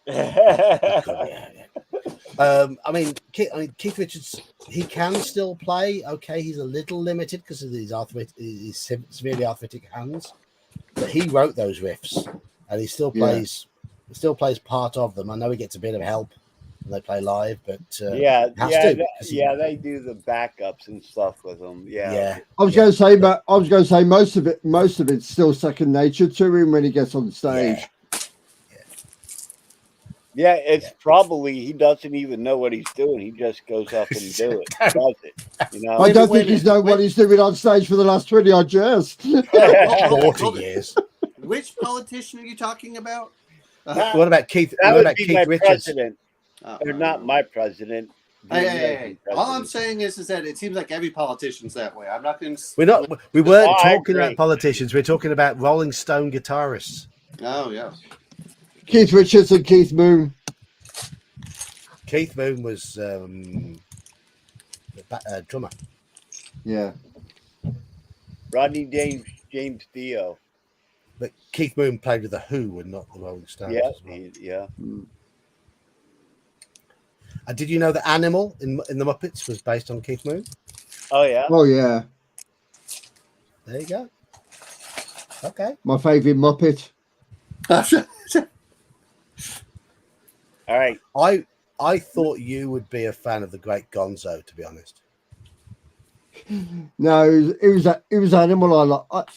There's quite a few that I like, but Animal was my favourite because of how mad he was. Now the Swedish cook. I'm more of a Waldorf or Statdor, you know. Manfred and Straw Piglet are both have a soft spot for Miss Piggy. We know that. Oh,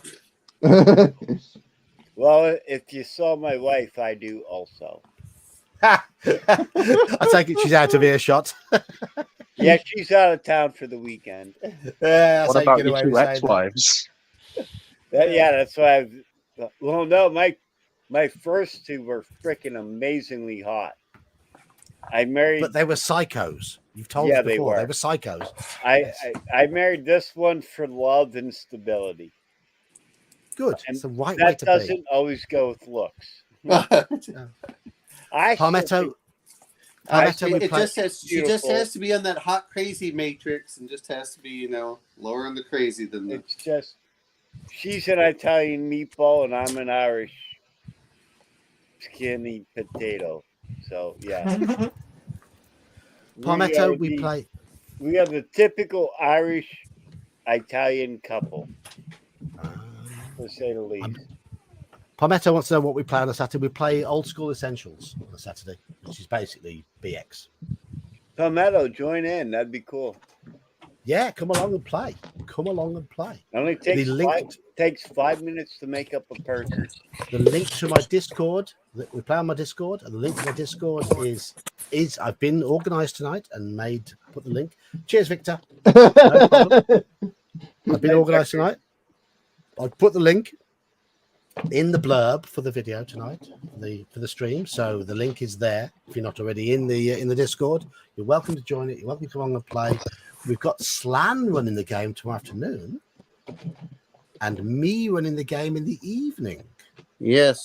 We need it. We need to make sure that we can head back to town and get some more money, and get Gingerbeard up to level 2. Yes. And I need a character.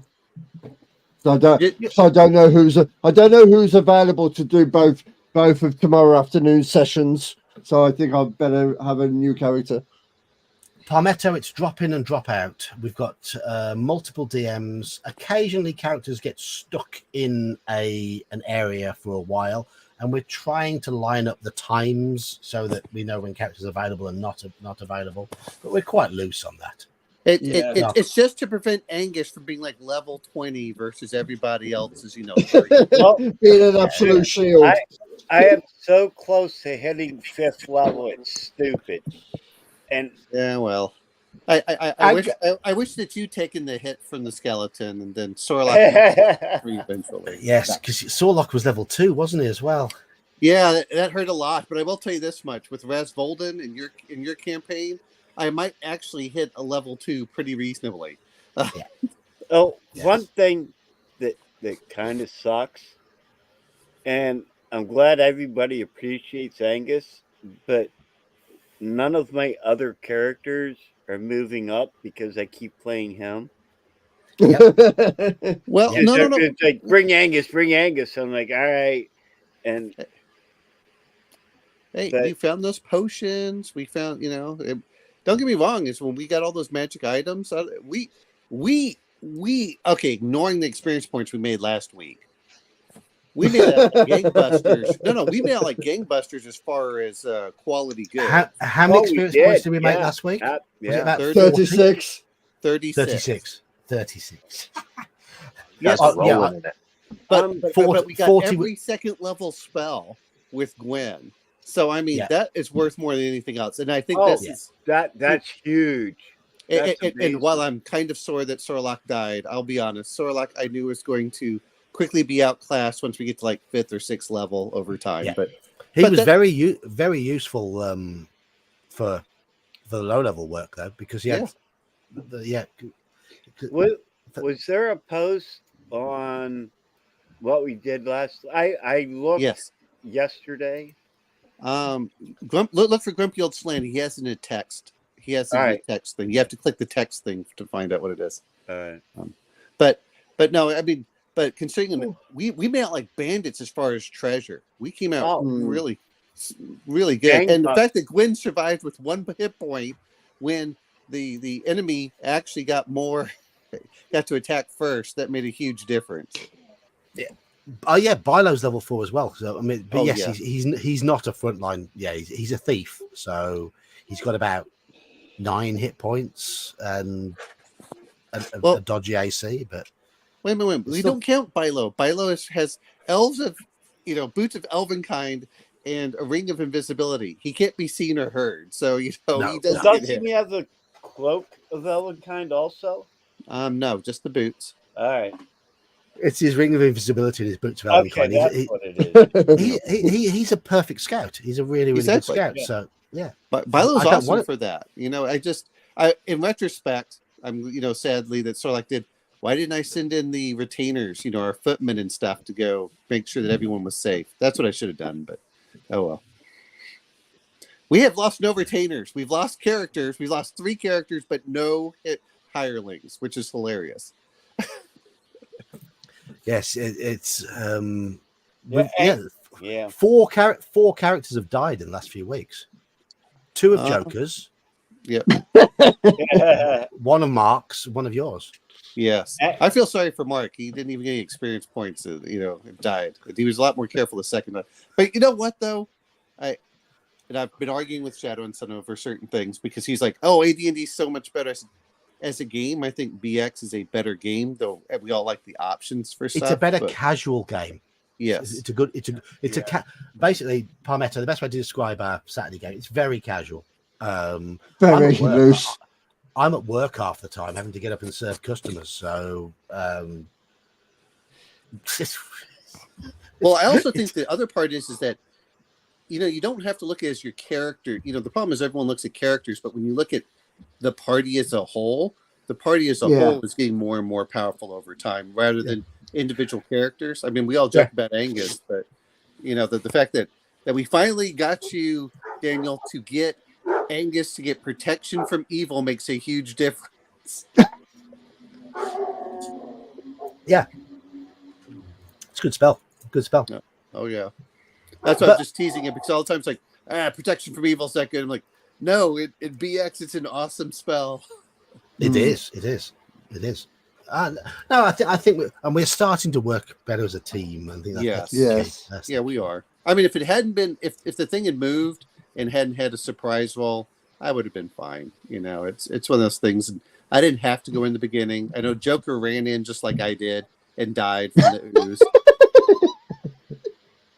I survived last week, so this happened. All happened while I was at work, wasn't it? And I was busy. I was busy, and I came back. Both times. Sorlock was dead. Both times.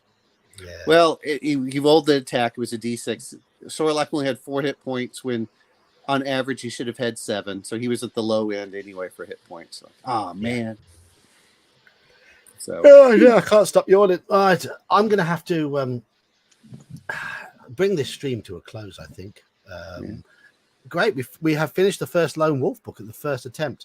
I'm going to play through it by myself, I think, and just take some different options and see how it goes with a. I think we've got quite an optimized character, because obviously we picked the 4 most highly recommended Kai disciplines. So I might choose different disciplines to see how it works. Healing's a great one. See how far that thin line you can ride. Yeah. Well, I will say this much: having replayed through most of the 1 through 5, you don't have to have high stats to win if you just follow the right path. If you follow the wrong path, then it's a real pain. But a lot of even fighting that big lizard thing with the axe. Can you avoid fighting that? I don't know if you've noticed, but even a 0/0 still gives an edge to the character. Right. Okay. So you still need a little bit of luck with the dice. Yeah. But I mean, if you look at it, the character will still do more damage on average than the monsters will to him. Right.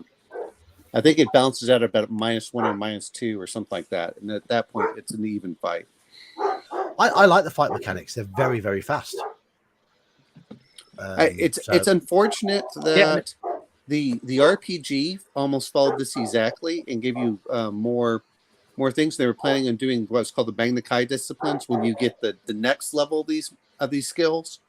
Like you get hunt mastery instead of huntsman. You get weapon. You get a lot of these, and I was looking forward to that, and they lost the. I guess Joe Deaver's son pulled it to create their own stuff, but it was unfortunate because they're doing a really good job with Cubicle 7. Oh.